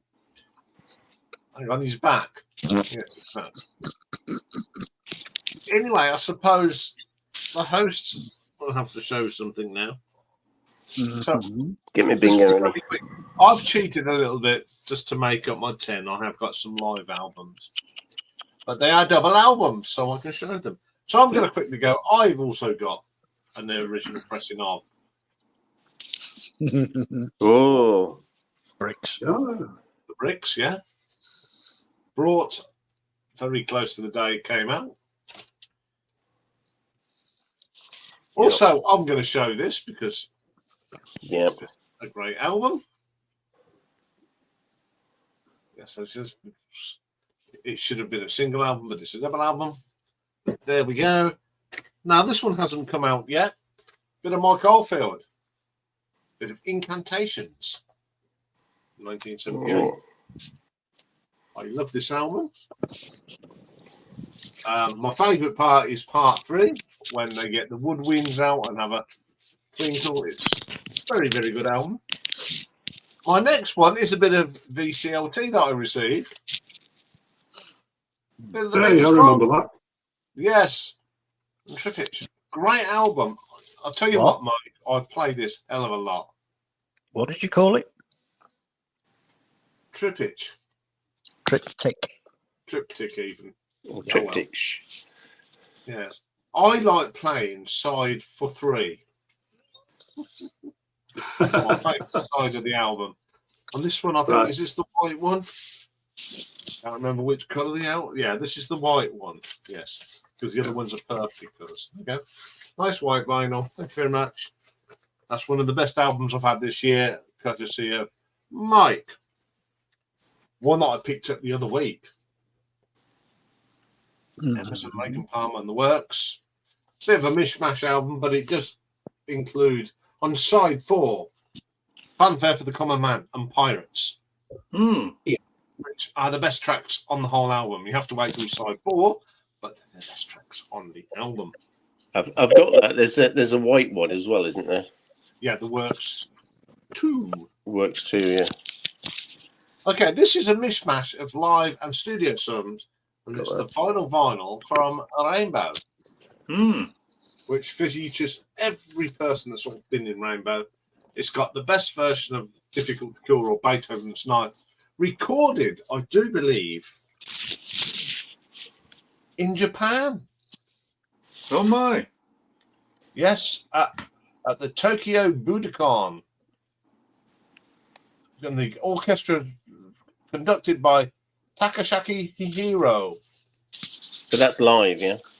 That bit's live, yeah. There's some live. It's got live and B-sides on it. It's a nice little album.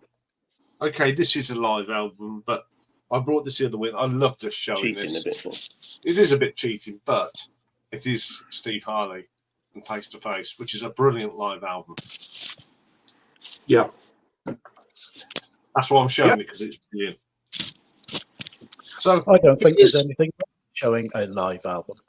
no, Well, we it's could have had a question like live albums, and then now Yeah, this but- one is both. We've got a studio album and a live album from Gillan, Double Trouble, with great tracks like "I'll Rip Your Spine Out," Ooh, that's a threat.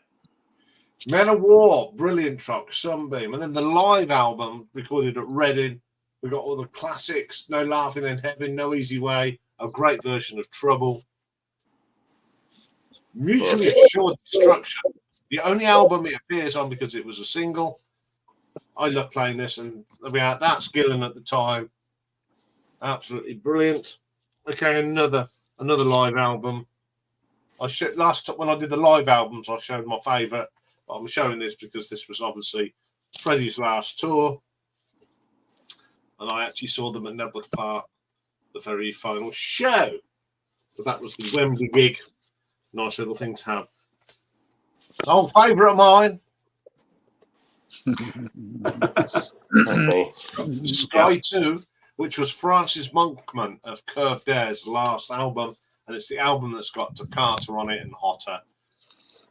I literally saw that in the racks this week. $2.99. Well, I paid $6.99 for this. Right. Yeah. And my last one, Stevie's already shown it, but I love showing this to people. Of course, it's Out of the Blue. Picture this. Yay. Yeah. Out to blue. Yeah, a One of lovely the picture. finest double albums ever. Ever. You could frame that and put that on the wall, you know. Yeah. Yeah, it's just a classic album, and one of my prized possessions now. The picture disc version. I love the back of that cover the best. That is just. Oh yeah. That's side 4. Yeah. That's just stunning. I mean, whatever way you hold it, it's just. So it's the same. I feel the same about my Filipino pressing. It's Yes. very. I remember when I Very got the close. album as a kid, and then you got that on the inside, and you just go. So there we go. There's 10 double albums. Oh. Give it up. Give it up for our host. Give it up. Hey, A round of applause. So there we are. So there were some good double albums there tonight. Yes, that's the Filipino. Yeah, that was good fun. Yeah, Yes. again. Anyway, I've got. We'd better do. I don't think I've ever seen a record, you know, with like central ring wear. Can you see that? No, that must be unique. That is. I've never seen that. That is That is. patina. Are the Philippines known for their pressing plants, Stevie, for their quality control and attention to detail and pure vinyl? Probably gone back in a tin hut back of the airport. Well, how dare you? I'll have a look. See if I can satisfy your lust. Maybe we'll Yes. do a special presentation for us on an upcoming panel. I'll put my glasses on. Oh, we don't have to wait while you look this up. Anyway, while we're waiting, Iain, Hang on. It says Los have we Angeles, done- California. oh, Yeah. oh, wow. It's manufactured in Los Angeles, California. I don't know if you can see that. Maybe the jacket was. Yeah, that's true. Yeah. Well. Okay, carry on. Sorry. Okay. Yeah. I'm getting old and I can't remember what happens from one week to the next. So Oh. have we done live albums yet? No, we have not. We haven't. No, I didn't think we had. No. Yeah, because I deliberately left some live albums out of today's because I thought I might need that. That is a point of order because you know. Yeah. And then if you get like Joy Division still, that's like half tracks and half live. So what do you do there? You know, I think that's still hybrid. I've done a Hybrid double album. album. Yeah. Anyway, let's put this up because It's time. it's time to. We've got greatest hits. Can't get Yes. enough. One of the few. Animals. Colors. Single memories. That's weird. Favorite colors. Ooh, more colors. Live Colors or buys, covers? covers. This is And like look, some in mental gambling. health therapy session. I'm So getting let's spin nauseous. the wheel to see what. What's through the round window?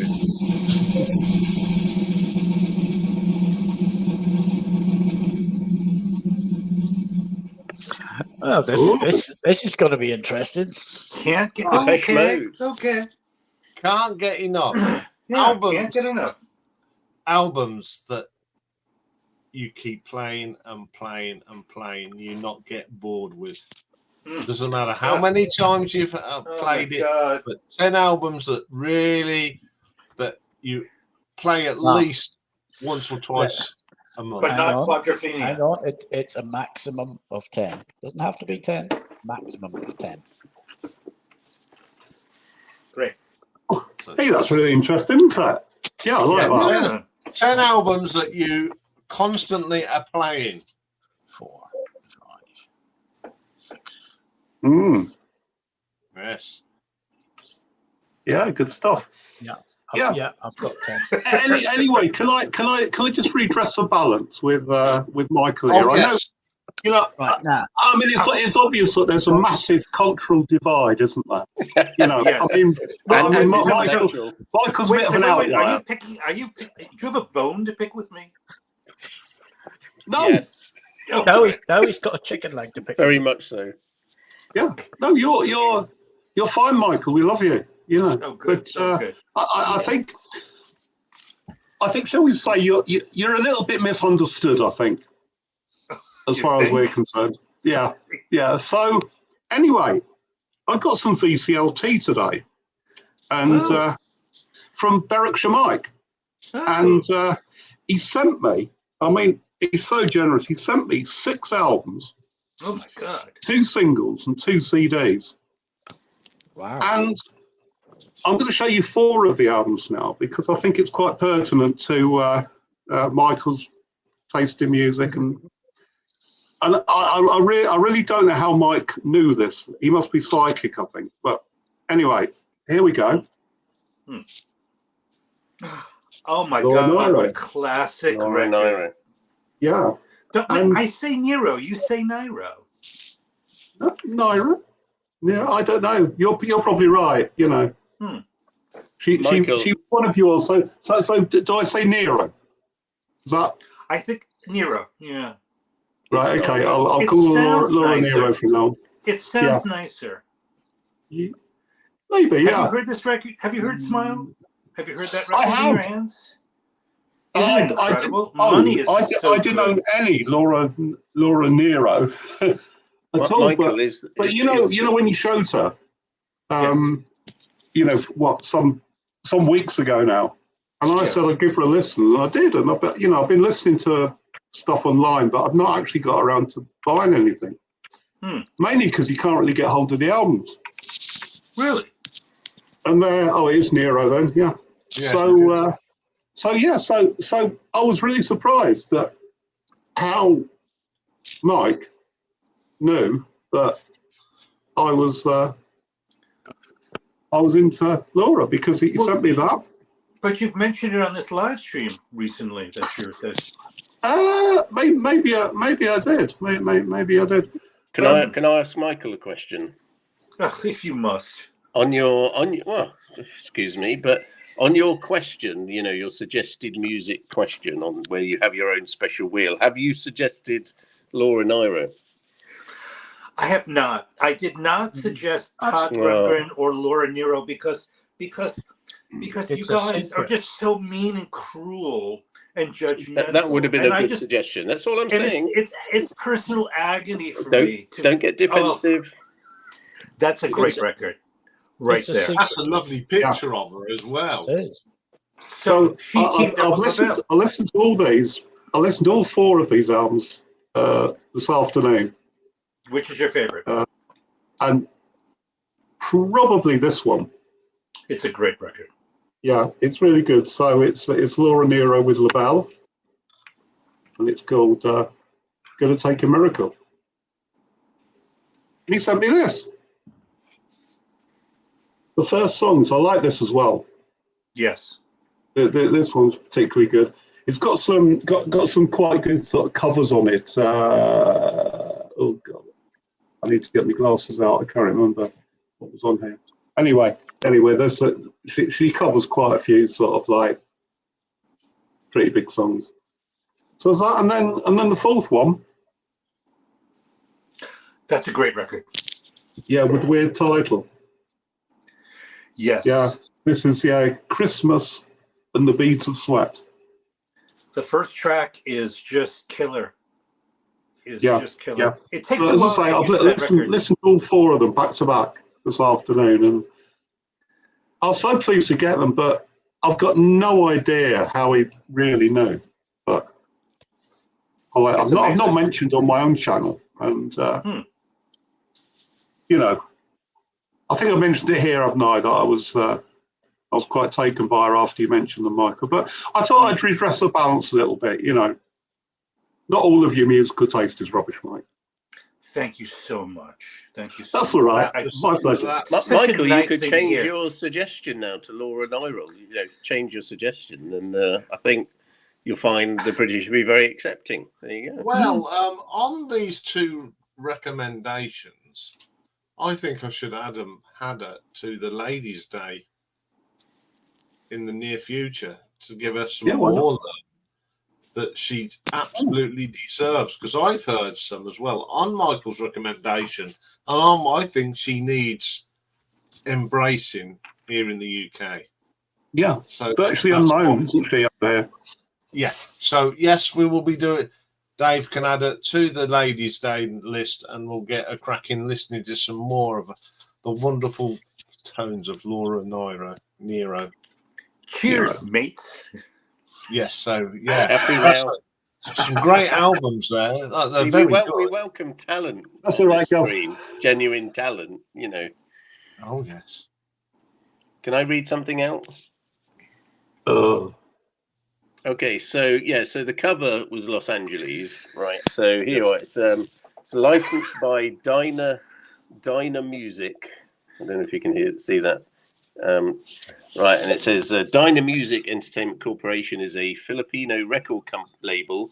It's one of the major record companies in the Philippines. In the 1960s, it was the country's largest licensee of foreign labels. The first independent record label in the Philippines, Dyna Music, was founded as Dyna Products Inc., which it says on there, by businessman James Godai. Godai in 1959. It is a member of the Philippine Association of Record Industry, and it also released video karaoke VCDs versions of the label's songs in the Philippines. It is also it became the first record company in the country to produce and distribute a large catalogue of audiophile CD titles from the label's homegrown and foreign artists. Thank you. Right. So what does Discogs say it's worth then, Stevie? Oh, I don't think it's actually on Discogs. I might enter it. You can enter I it. might add it. I might say it's sold for £1 million.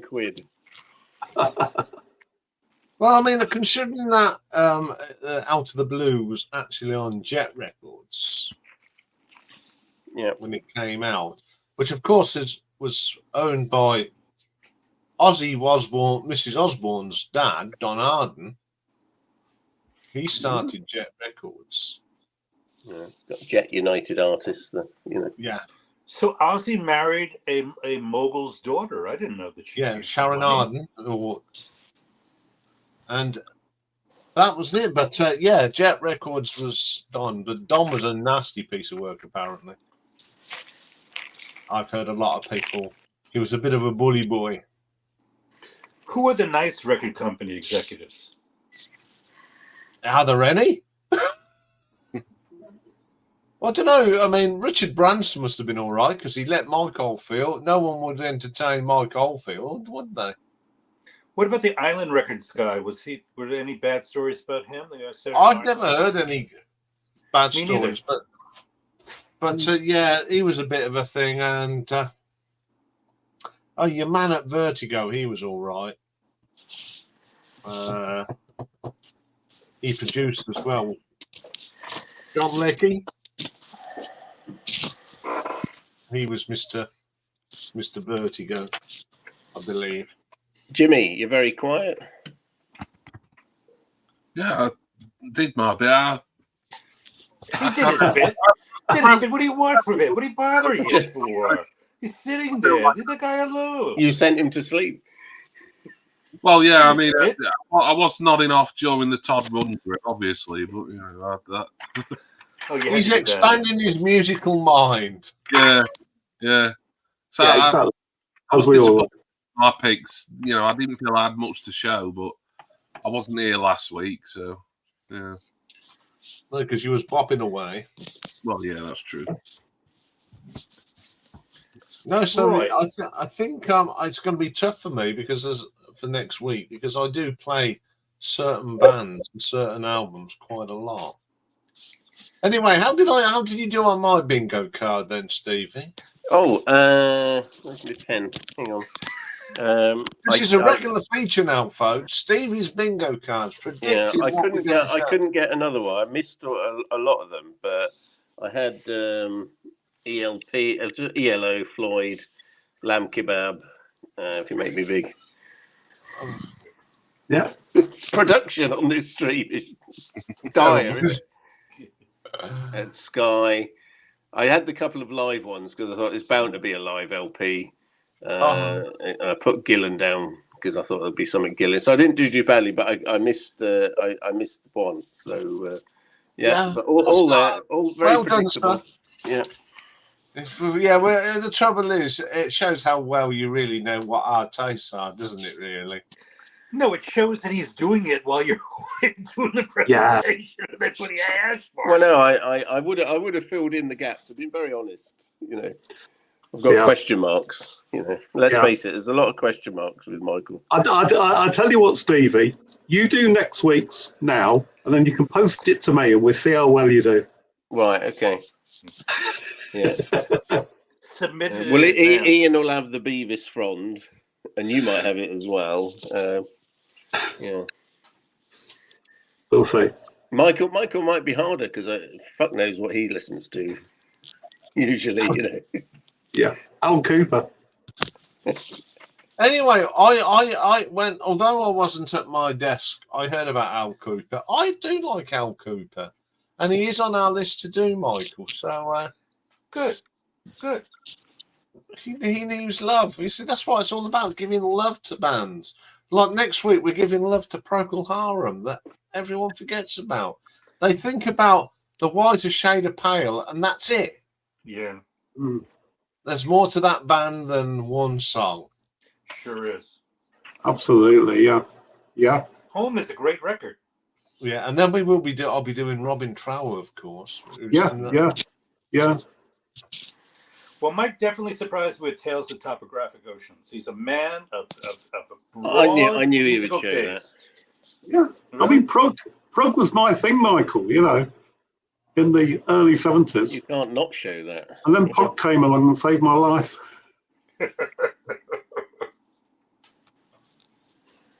Did you have a moment, Mike, where you suddenly you're hearing all this new exciting music and you think, what the fuck have I been doing with my life?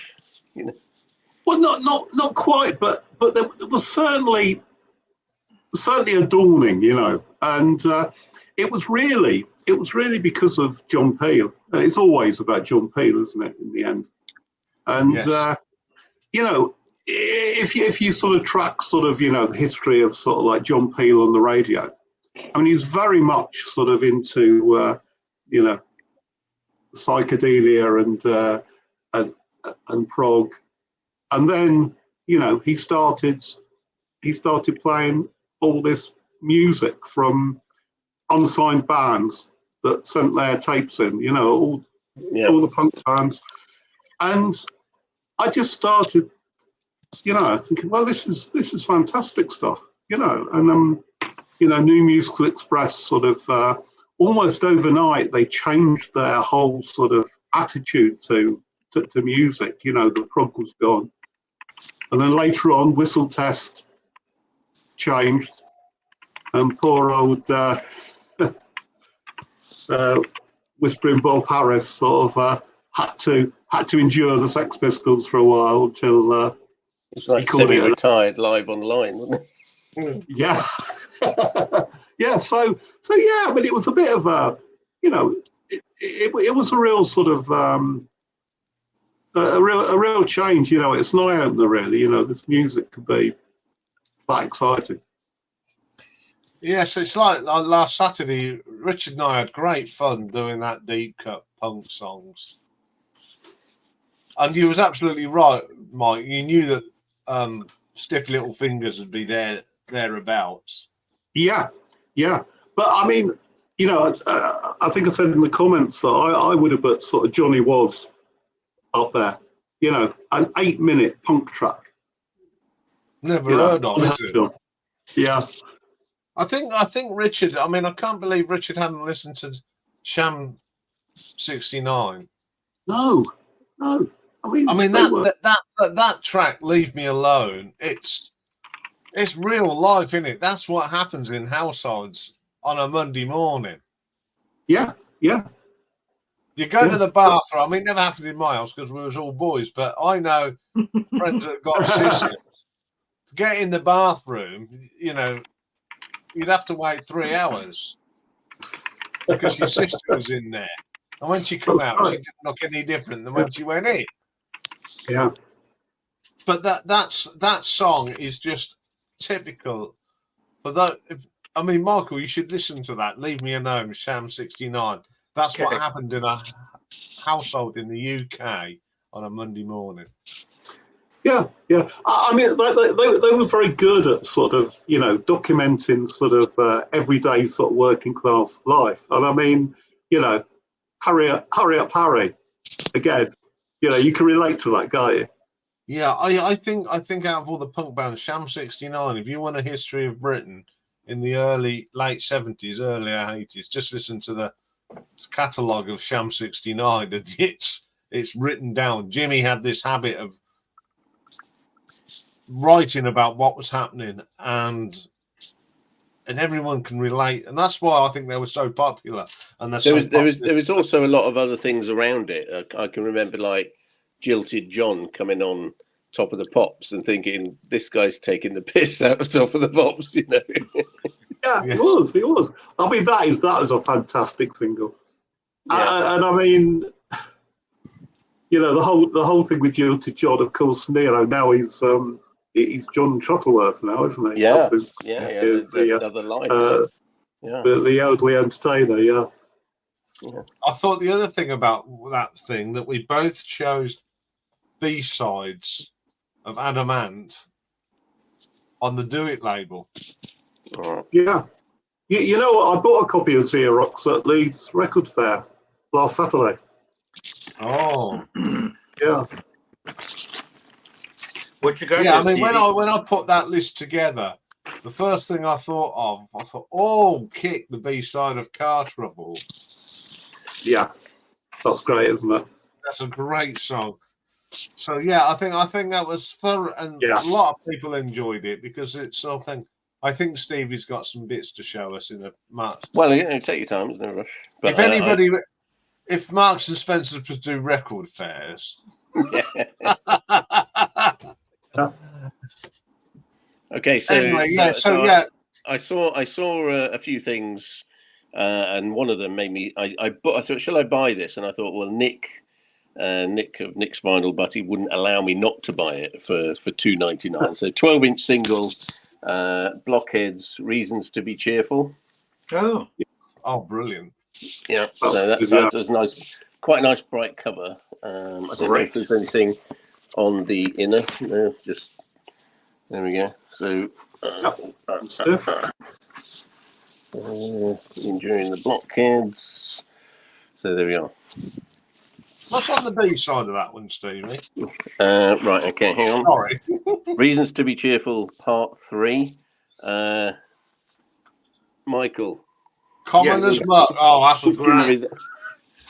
You know, Stevie, you want to touch the edges of the record, not putting your fingertips on. Well, they always go into the cleaning schedule, Michael. So you know. But your fingertips have got oils. You know.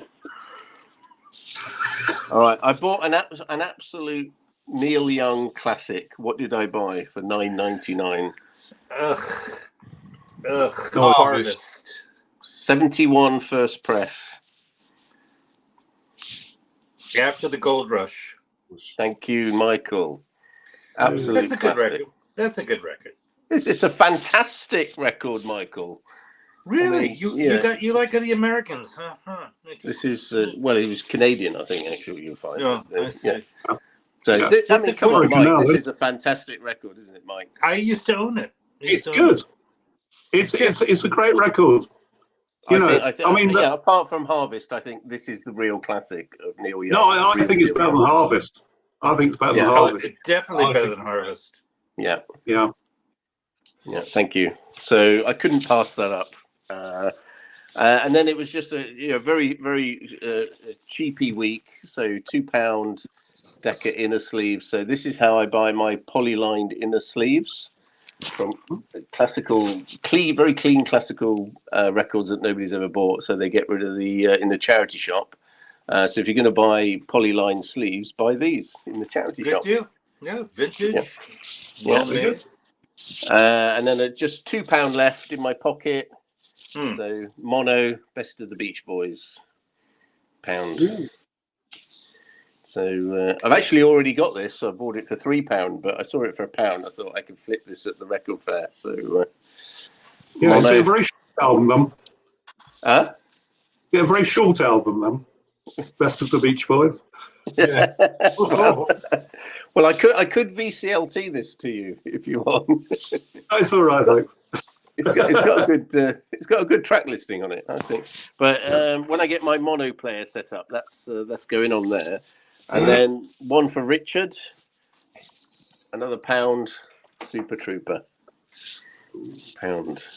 So yeah, not bad for £1, I think. You know, yeah, okay. £5 in the record fair, maybe. I don't know. Anyway, so that was it. Thank you. But after the Gold Rush was the big ticket item there. Yes. Yeah. I'm talking of Neil Young. If you want to learn about what he did before he became a solo artist, you can watch the Buffalo Springfield ranking, which is up on the channel. Yeah. 3 very good albums that get totally forgotten about in my books. There's some great tunes on them records. Anyway, Did you watch my video, Ian? I did. Just go for it. They are that looks fantastic. I've sat and watched that on YouTube. That whole concert, and it's fantastic. Yeah. No, I mean my latest video on my channel. Sorry, I haven't seen your I latest saw one. it. I saw it. I haven't had time this week, but I have a follow-on comment. I have a follow-on question to my comment, Steve, if you'll entertain it. It's not about shuffleboard, is it? You know how you chatted up the captain on the boat? You chatted him up. Did you happen to take out your phone and show him your stats for your chat? No. I did say Michael thinks that's hilarious. Yeah, I shall sit and watch. Well, I am going to watch it because I've been on a cruise, so yeah, it'll be interesting. It's a lovely video. What I want to know, Stevie, is all those people that stand on the side of the fjord and wave the ship off. I mean, are they employees of the company? I think because it's rather bizarre. It's a very small town. It's literally a garage with a few, and somebody doing the excursions, like the bus to the Skylift or the bus the other way to the Brixell Glacier. You know, they're making a bloody fortune. We actually got off the boat and got it about half price just walking into the little tourist information. I think their entire sort of economic activities is sodding great big boat and people piling off it. In stark contrast to the first stop, Stavanger, which had like one toilet, you know, and you got 5,000 people piling off. And then I couldn't believe that vinyl bar cafe. It's sort of like, hey, open 3 p.m. And you're like, you stood there thinking there's millions of people, you know, milling around outside. You know, it's bizarre, isn't it? Yeah. You know, and even the record shops, they didn't get out of bed till 11 a.m. You know. Yeah, I'm looking forward to watching that, Stevie. Thank you very much. Anyway, but thank you for your comments. Anyway. Yes. You see it, Jimmy? No, I'm still behind with some people, so it's on my to-do list. Don't worry. But what you sent me, Stevie, I did like. Oh, right, you got it, yeah? Yes, we can do that. We'll chat after. Yes. You mentioned that a lot of the people on the boat, on the staffers, were from the Philippines, Stevie. Yeah, so all nations. But as you know, my better half originates from the Philippines. So we get, obviously chatting to everybody. It's, oh, where are you from? And then they're just coming up and saying, no, forget the menu. What do you want? You know. They've got these kind of big dining halls where all the old people go wait if they want waiter service, and they say, "Oh no, that's rubbish. I'll get you something better than that." You know? But it's a very. I'm not a cruisy kind of target person. But it's quite an interesting experience, I have to say. We got a discount. Is the only reason we actually went on it. There's quite a heavy discount involved. So. All right. Yeah. Anyway, I think it's that time of the night where we're going to show some thumbnails. Yes. Oh, I don't know which one I'm showing tonight. I got mine. I'm going that way tonight with a 1, BB. 2, 3, 4. El Cooper. 3, 2, 1. Thank you kindly. Thank you very much. Anyway, it's that time of night where we have to say au revoir. Bye. Bye. Thank you very much for watching live. Thank you if you're watching this afterwards. Bye. See you all next week. Bye. Yes, some of us would say bugger off and stop throwing stones. Bye. Take care. See you all next week.